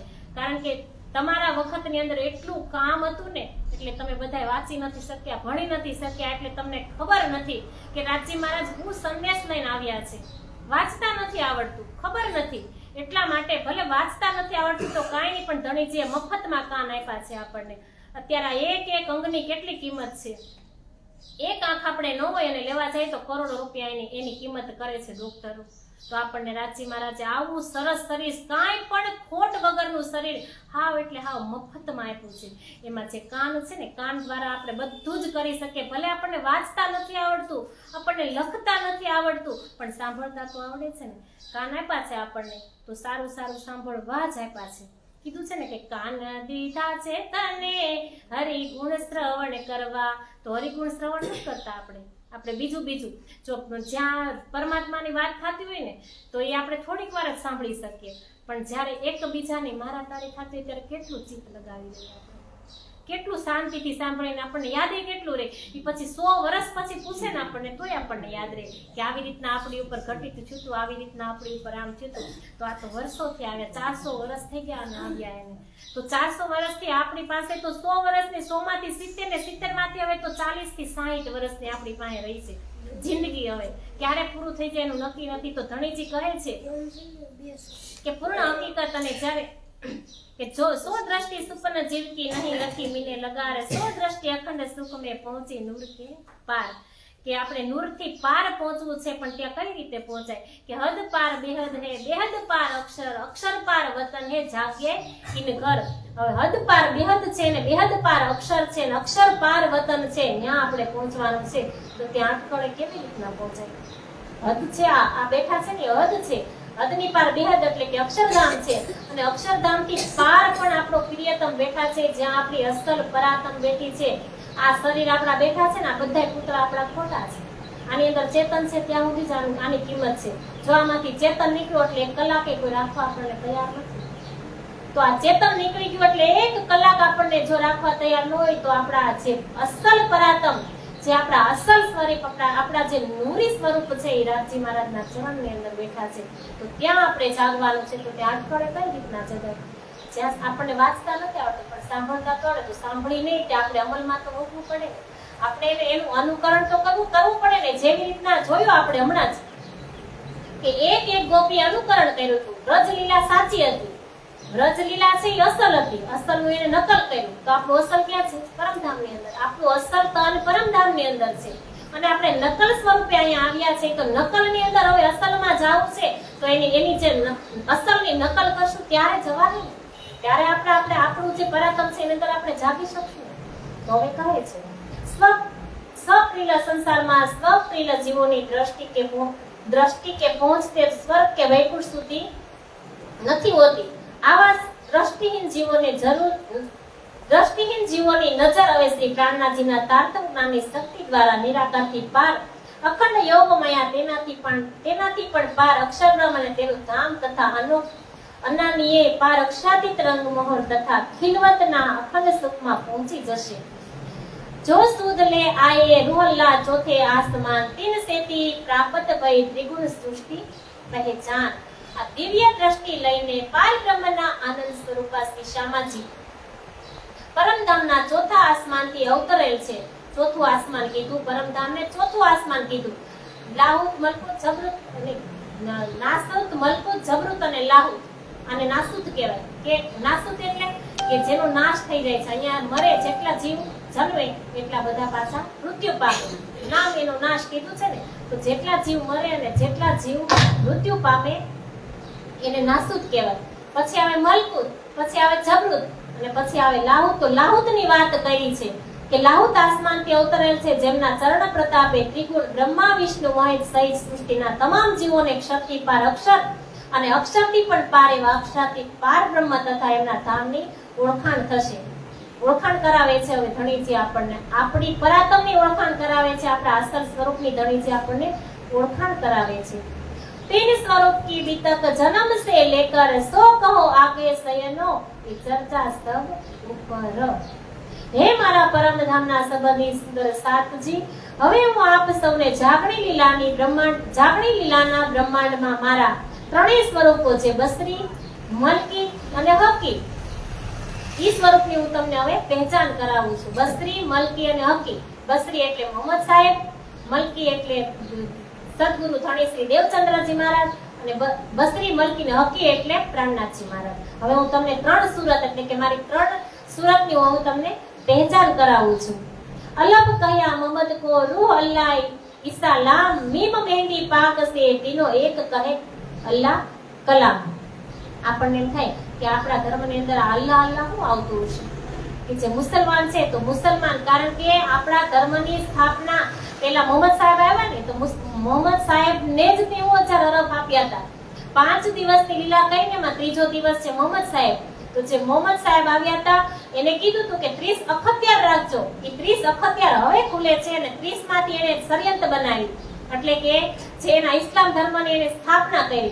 તો જો મુસલમાન છે તો મુસલમાનની અંદર એ જાતિ આવતી હોય, જેવી રીતના આપણી અંદર આવે લેવા પટેલ, કડવા પટેલ, એવી રીતના મુસલમાનની અંદર પણ જાતિ આવે. પણ મુસલમાન એક અલ્લાહ સિવાય બીજે ક્યાંય જાય નહીં. એના અલ્લાહ એટલે અલ્લાહ જ. અને આપણે અનેક જગ્યાએ જઈએ પણ આપણને ખબર નથી. એટલે તો આ આપણા અલ્લાહ જ છે. ધણીજી આપણા માટે જ પ્રગટ થયા છે. એક વખતની વાત બતાવું કે એક નદીની અંદર એક મુસલમાન અને એક આપણો હિન્દુભાઈ તણાતો હતો. હિન્દુભાઈ તણાતો હતો અને એને ઉદ્ગાર કર્યો કે જે મુસલમાન હતો એ મુસલમાનને એક અલ્લાહ અલ્લાહ અલ્લાહ અલ્લાહ, હે અલ્લાહ તમે મને બચાવો, હે અલ્લાહ હું તણાવું છું તમે મને બચાવો. અને જે આપણો હતો હિન્દુભાઈ એ ઘડીક વાર થાય તો એને એમ કીધું, હે હનુમાનજી મહારાજ તમે મારી વારે આવો. તો થોડીક વાર થઈને પાછા કે હે ખોડિયાર માં તમે મારી વારે આવો. કે પછી થોડીક વાર જોતા પાછું બીજાનું નામ, એવા એવા અનેક અનેક દેવી દેવતાના નામ લીધા. પણ જે દેવી દેવતા છે એની શક્તિ એક નથી, બધાને અલગ અલગ શક્તિ આપવામાં આવી છે. જો આપણે કોઈ માતાજીનું શ્રીફળ માંગીએ ને તો માં આપણું કામ કરે, પણ માને ઉપર રજા લેવા જાવી પડે ત્યારે માં આપણું કામ કરે. તો હજી તો એ રજા લેવા જાય કે હું આને બચાવવા જાઉં કે આપણે બીજાનો ઉદ્ધાર કરીએ. એટલે આપણો જે ભાઈ હતો હિન્દુનો એ તણાઈ ગયો અને મુસલમાનનો ભાઈ તરી ગયો, કારણ કે એને અલ્લાહ આવ્યા એને એકનું જ નામ લીધું. એટલે જ કીધું ને કે એક સાધે સબ સદાય, સબ સાધે સબ જાય, જો જલ સિંચે મૂળ में તો પત્ર શાખા અગાય. એકનું ભજન કરો, એવું કરો કે જેમ એકનું ભજન કરવાથી આપણે આ ભવને પાર ઉતરી જાય. તો રાજી મહારાજ ખુદ પૂર્ણ બ્રહ્મ પરમાત્મા આવ્યા છે આપણને જગાડવા માટે, અને આપણી જેવું શરીર લઈને જ આવ્યા છે. તો હવે કહે છે અરબમાં મોહમ્મદ સાહેબના તનમાં લીલા કરનાર હું જ છું, જેને કુરાનમાં અલગ કહેલ છે, જે મારું સત અંગ અક્ષર બ્રહ્મ છે. શ્રી નિજાનંદ સ્વામી દેવચંદ્રજીના તનમાં લીલા કરનાર મારું આનંદ અંગ શ્યામાજી, એ જ રૂહ અલ્લાહ છે, જેને કુરાનમાં લામ કહેલ છે, અને મારા જ ચિત્તઘન સ્વરૂપને કુરાનમાં મીમ કહેલ છે. હવે આ ત્રણેયને એક સાથે મેળવવાથી જ મારા વાસ્તવિક સચ્ચિદાનંદ સ્વરૂપની ઓળખાણ થઈ શકે છે. શું કીધું કે મારું સચ્ચિદાનંદ સ્વરૂપ જો તમારે ઓળખવું છે તો પેલા જે લીલા કહું છું ને એને તમે ઓળખો, એને તમે જાણો. जब भया बरस 11 માં तब मन उपज्यो विचार, मैं कौन कहां ते आया, कहां मेरो घर था.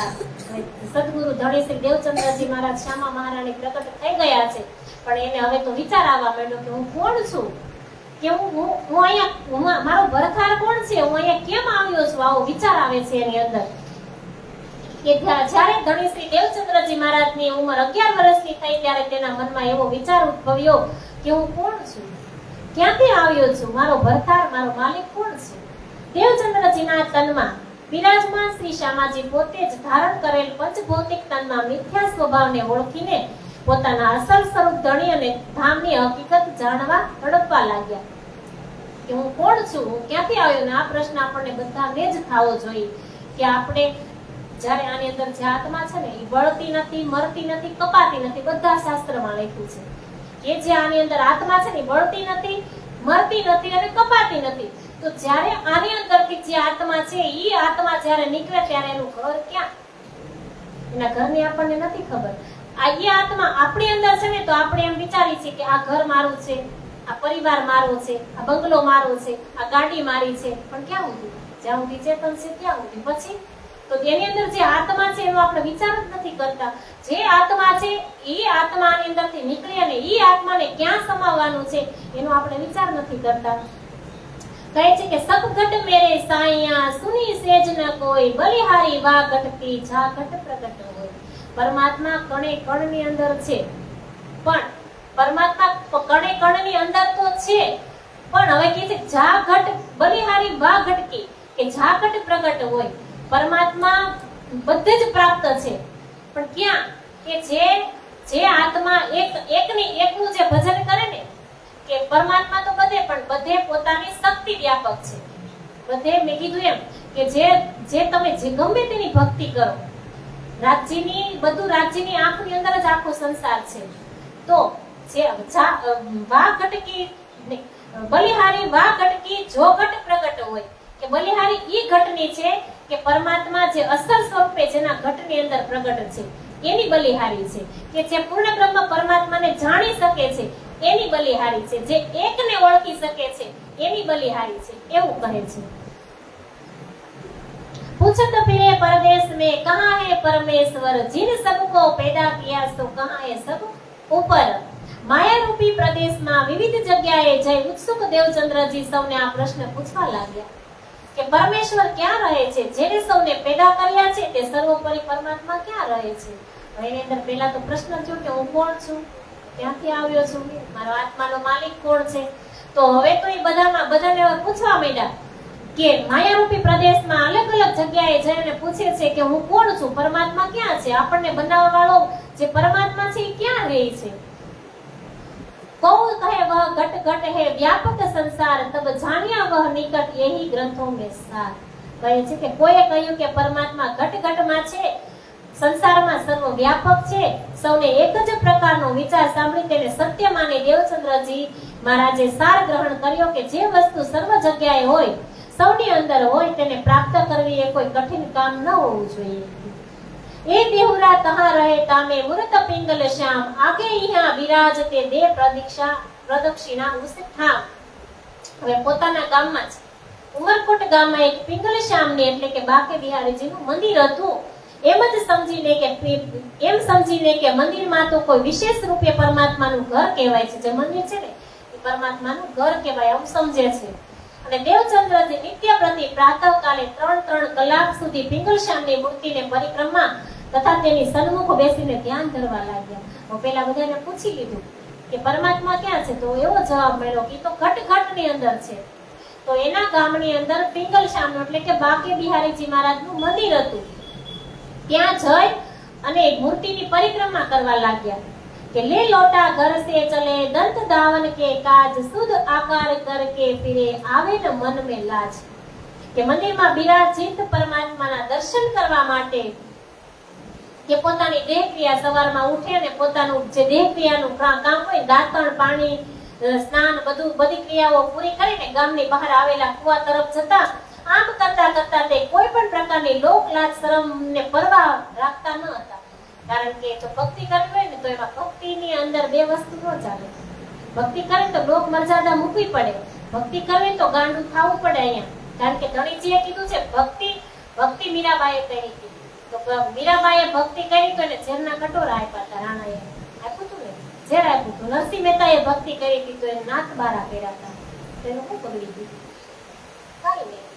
કારણ કે એને તો પરમાત્માને પામવા છે. જો ભક્તિ કરવી હોય ને તો પેલા ગાંડું થવું પડે. કેમ કે ભક્તિ એવી ખાંડાકેરી ધાર છે કે ભક્તિ કરવાથી તમારે કેટલું સહન કરવું પડે પેલા.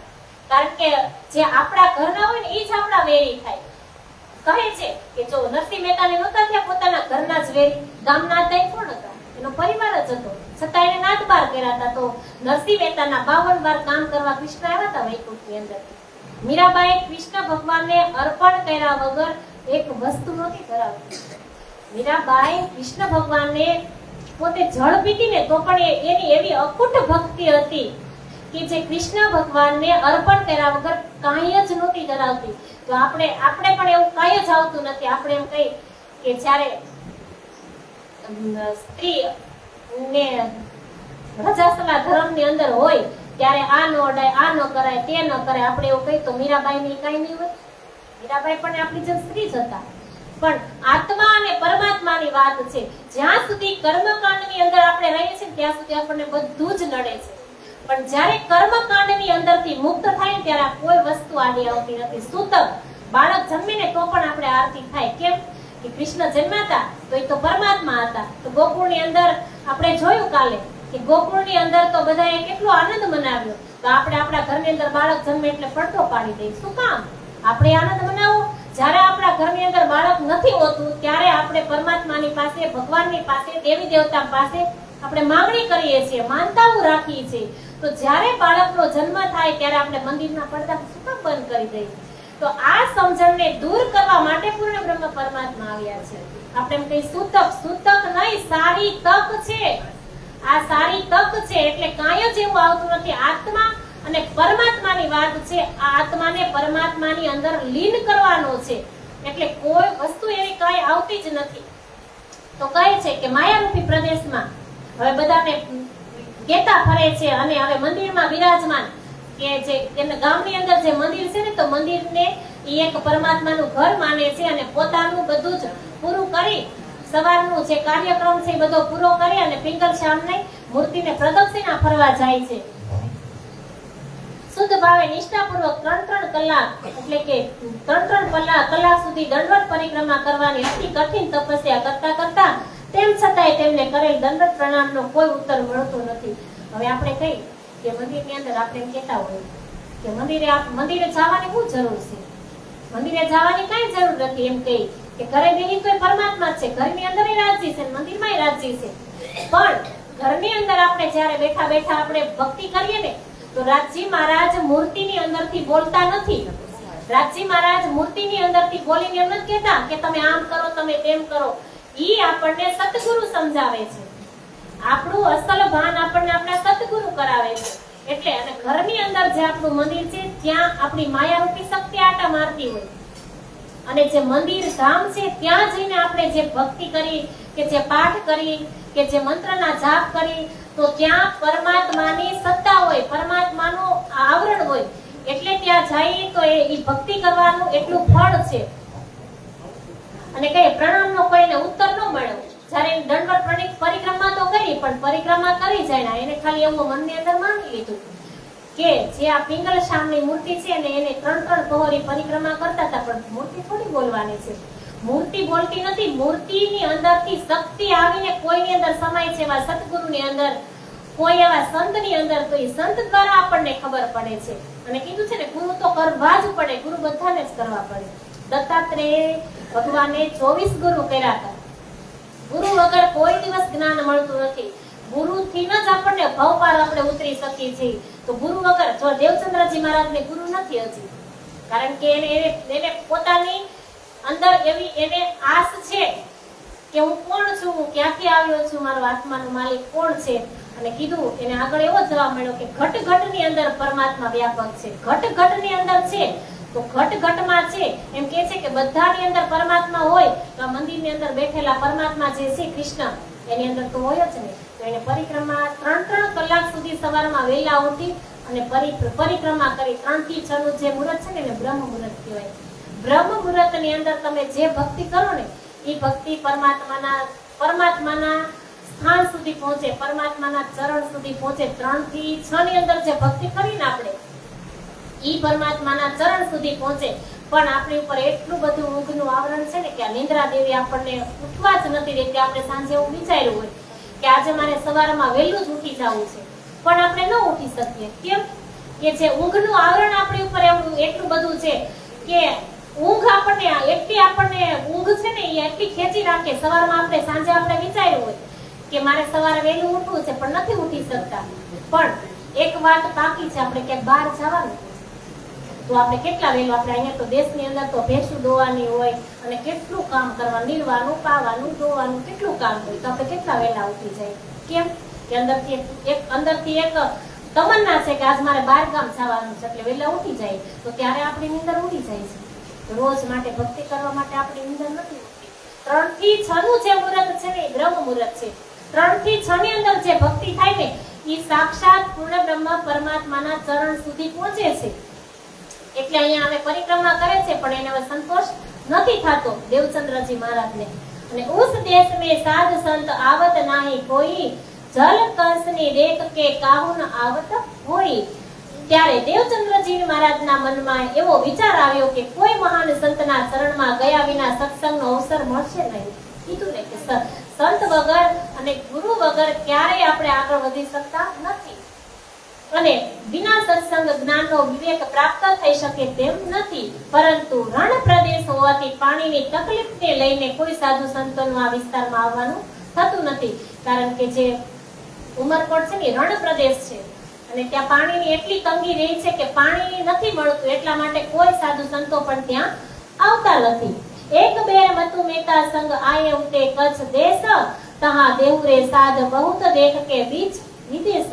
અહીં દેવચંદ્રજી બરાબર 4 વર્ષ સુધી ત્યાં બાકે બિહારીજીની મૂર્તિની પરિક્રમા કરતા હતા રહ્યા, પરંતુ આમ કરવાથી તેમને કાંઈ જ આધ્યાત્મિક ઉપલબ્ધ ન થયું. કારણ કે એને ભક્તિ તો કરી, 4 વર્ષ સુધી ભક્તિ કરી.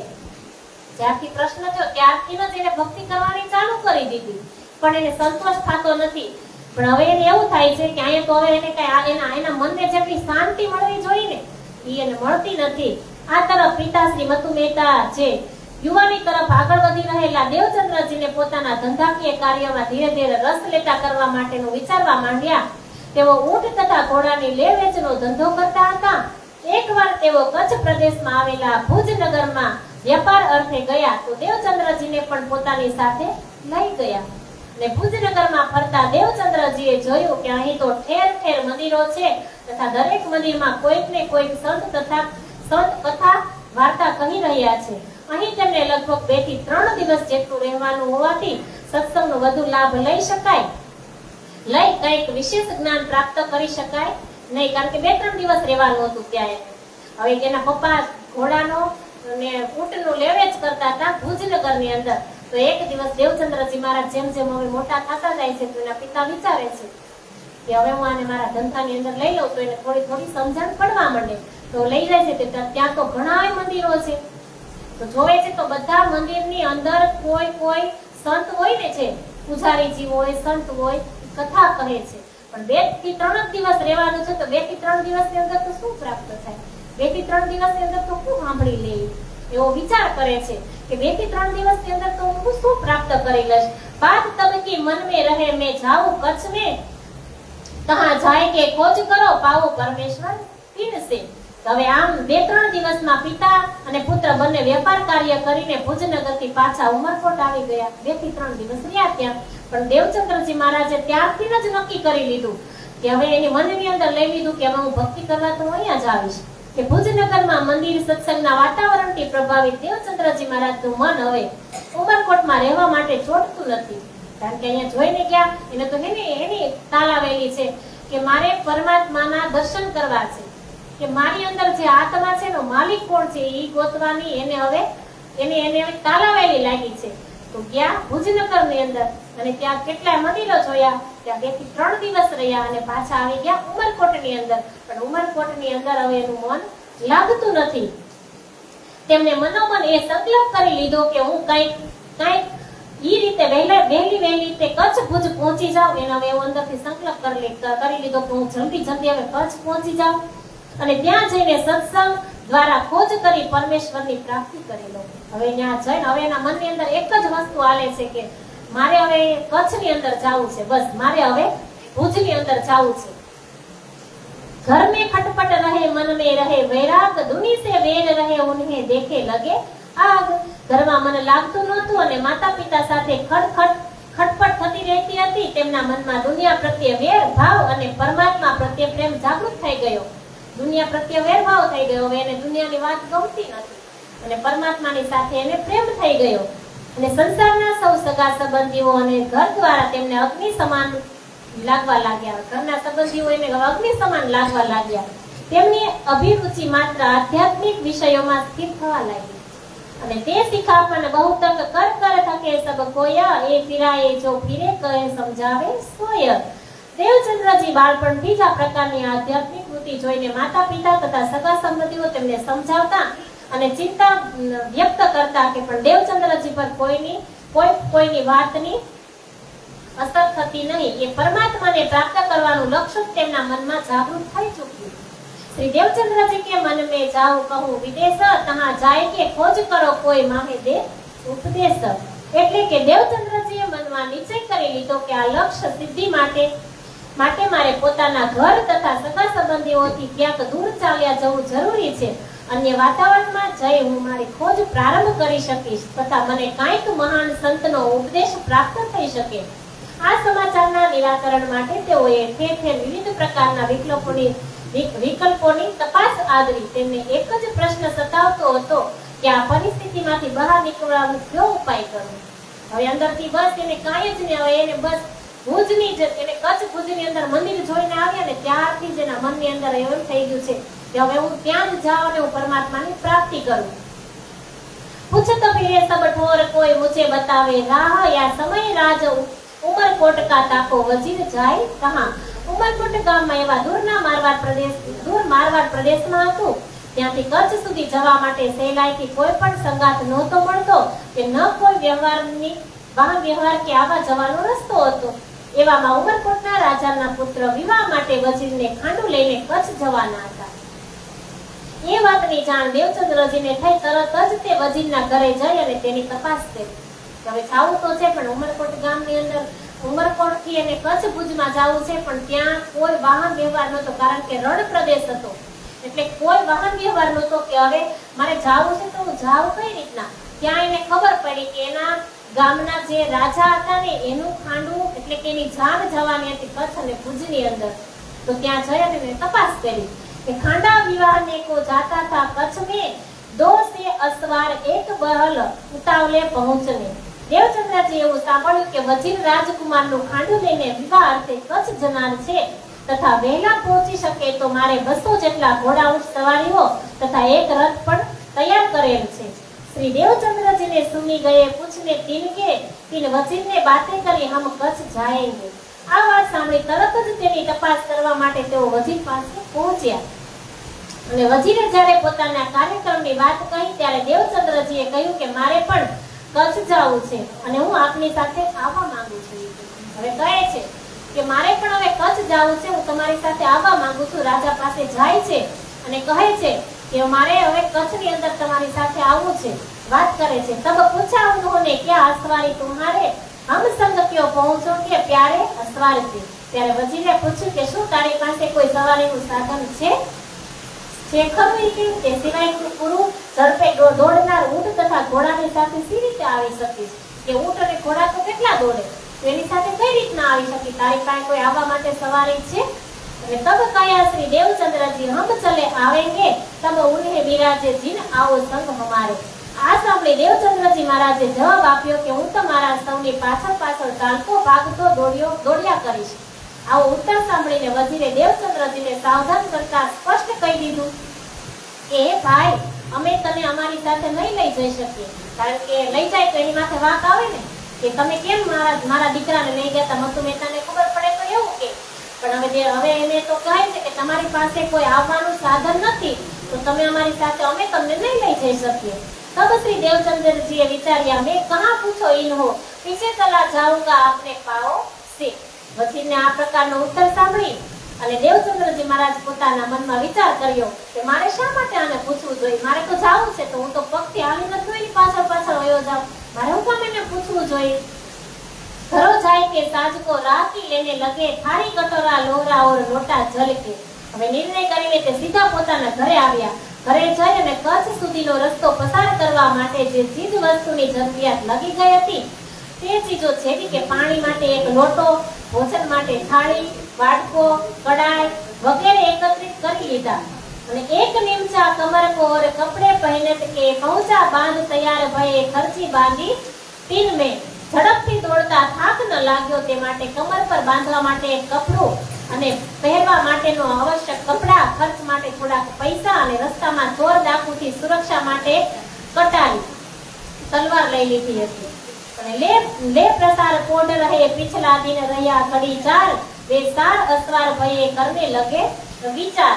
જે દિવસે ખાંડો લઈને જાન જવાની હતી તે દિવસે સવારથી જ ભોજન કરીને આરામ કરવા લાગ્યા અને સાંજે જ્યારે 4 ઘડી જેટલો દિવસ બાકી હતો ત્યારે 4:30 વાગતા જાન નીકળી જવાની તૈયારીનો અવાજ સાંભળી આરામમાં સુતેલા દેવચંદ્રજી મહારાજ મૂંઝાયા કે તેઓ ચિંતા કરીને વિચાર કરવા लाग्યા કે મારે જાનની બહુ પાછળ તો નહીં રહી જાવ ને, હવે એને જાવું તો છે પણ બહાર મારી જ ઉપર એટલે કે ખાટલા ઉપર માતા અને પિતા બંને બેઠા છે, જોવે છે કે મારે જાવું તો છે। અવાજ આવવા મળ્યો શરણાઈનો પણ હવે જાન તો નીકળવાની તૈયારીમાં છે તો મારે પણ જાવું છે તો હું જાઉં તો હવે મારે કરવું શું? અંદર વિચારે છે કે હું જો થોડો પાછળ રહી જઈશ તો હું કઈ રીતના જઈશ। कमर बांधते कछु ढील हो गई त वे असवार रिंग गए पीछे चले जाए तीतर। પોતાનો રસ્તાનો સામાન ઝટપટ કમર પર બાંધતા બાંધતા દેવચંદ્રજીને થોડું મોઢું થઈ ગયું એટલામાં તો જાનની સવારીઓ ગામ બહાર નીકળી ગઈ। ગભરાયેલા દેવચંદ્રજી તો બસ એમની દિશામાં ઝડપભેર દોડવા લાગ્યા। હવે દેવચંદ્રજી મહારાજ ઘર છોડી અને નીકળે છે। ઘર છોડીને આજે જાય છે અને કાલે એને સિપાઈ સ્વરૂપે ધણીજી દર્શન આપવાના છે, કારણ કે ધણીજી આ તો શ્યામા મહારાણી પ્રગટ થયા છે ને, તો શ્યામા મહારાણીને રાજી મહારાજ એટલે કે પૂર્ણ બ્રહ્મ પરમાત્મા દર્શન આપવાના છે। અત્યારે નીકળી તો ગયા, હવે નીકળી ગયા, સંધ્યાના સમયે નીકળી જાય છે દેવચંદ્રજી મહારાજ અને જાન તો ઘણી બધી આગળ પહોંચી ગઈ છે અને રણ પ્રદેશ છે। રણ પ્રદેશના કારણે એટલો પવન વાય છે તો દેવચંદ્રજી મહારાજ જે પગલા છે જાનના, જે ઊંટની અને ઘોડાની જે સવારી ગઈ છે એના જે પગલા છે ને પગલાને સહારે દેવચંદ્રજી મહારાજ નીકળી ગયા છે। પણ દેવચંદ્રજી મહારાજને કાલે ધણીજી જે દર્શન આપવાના છે એ લીલાને આપણે શ્રવણ કરશું આવતીકાલે, કારણ કે આજે સમય પૂરો થઈ ગયો છે। બોલો શ્રી પ્રાણનાથ પ્યારે જય, દેવચંદ્રજી મહારાજ કી જય।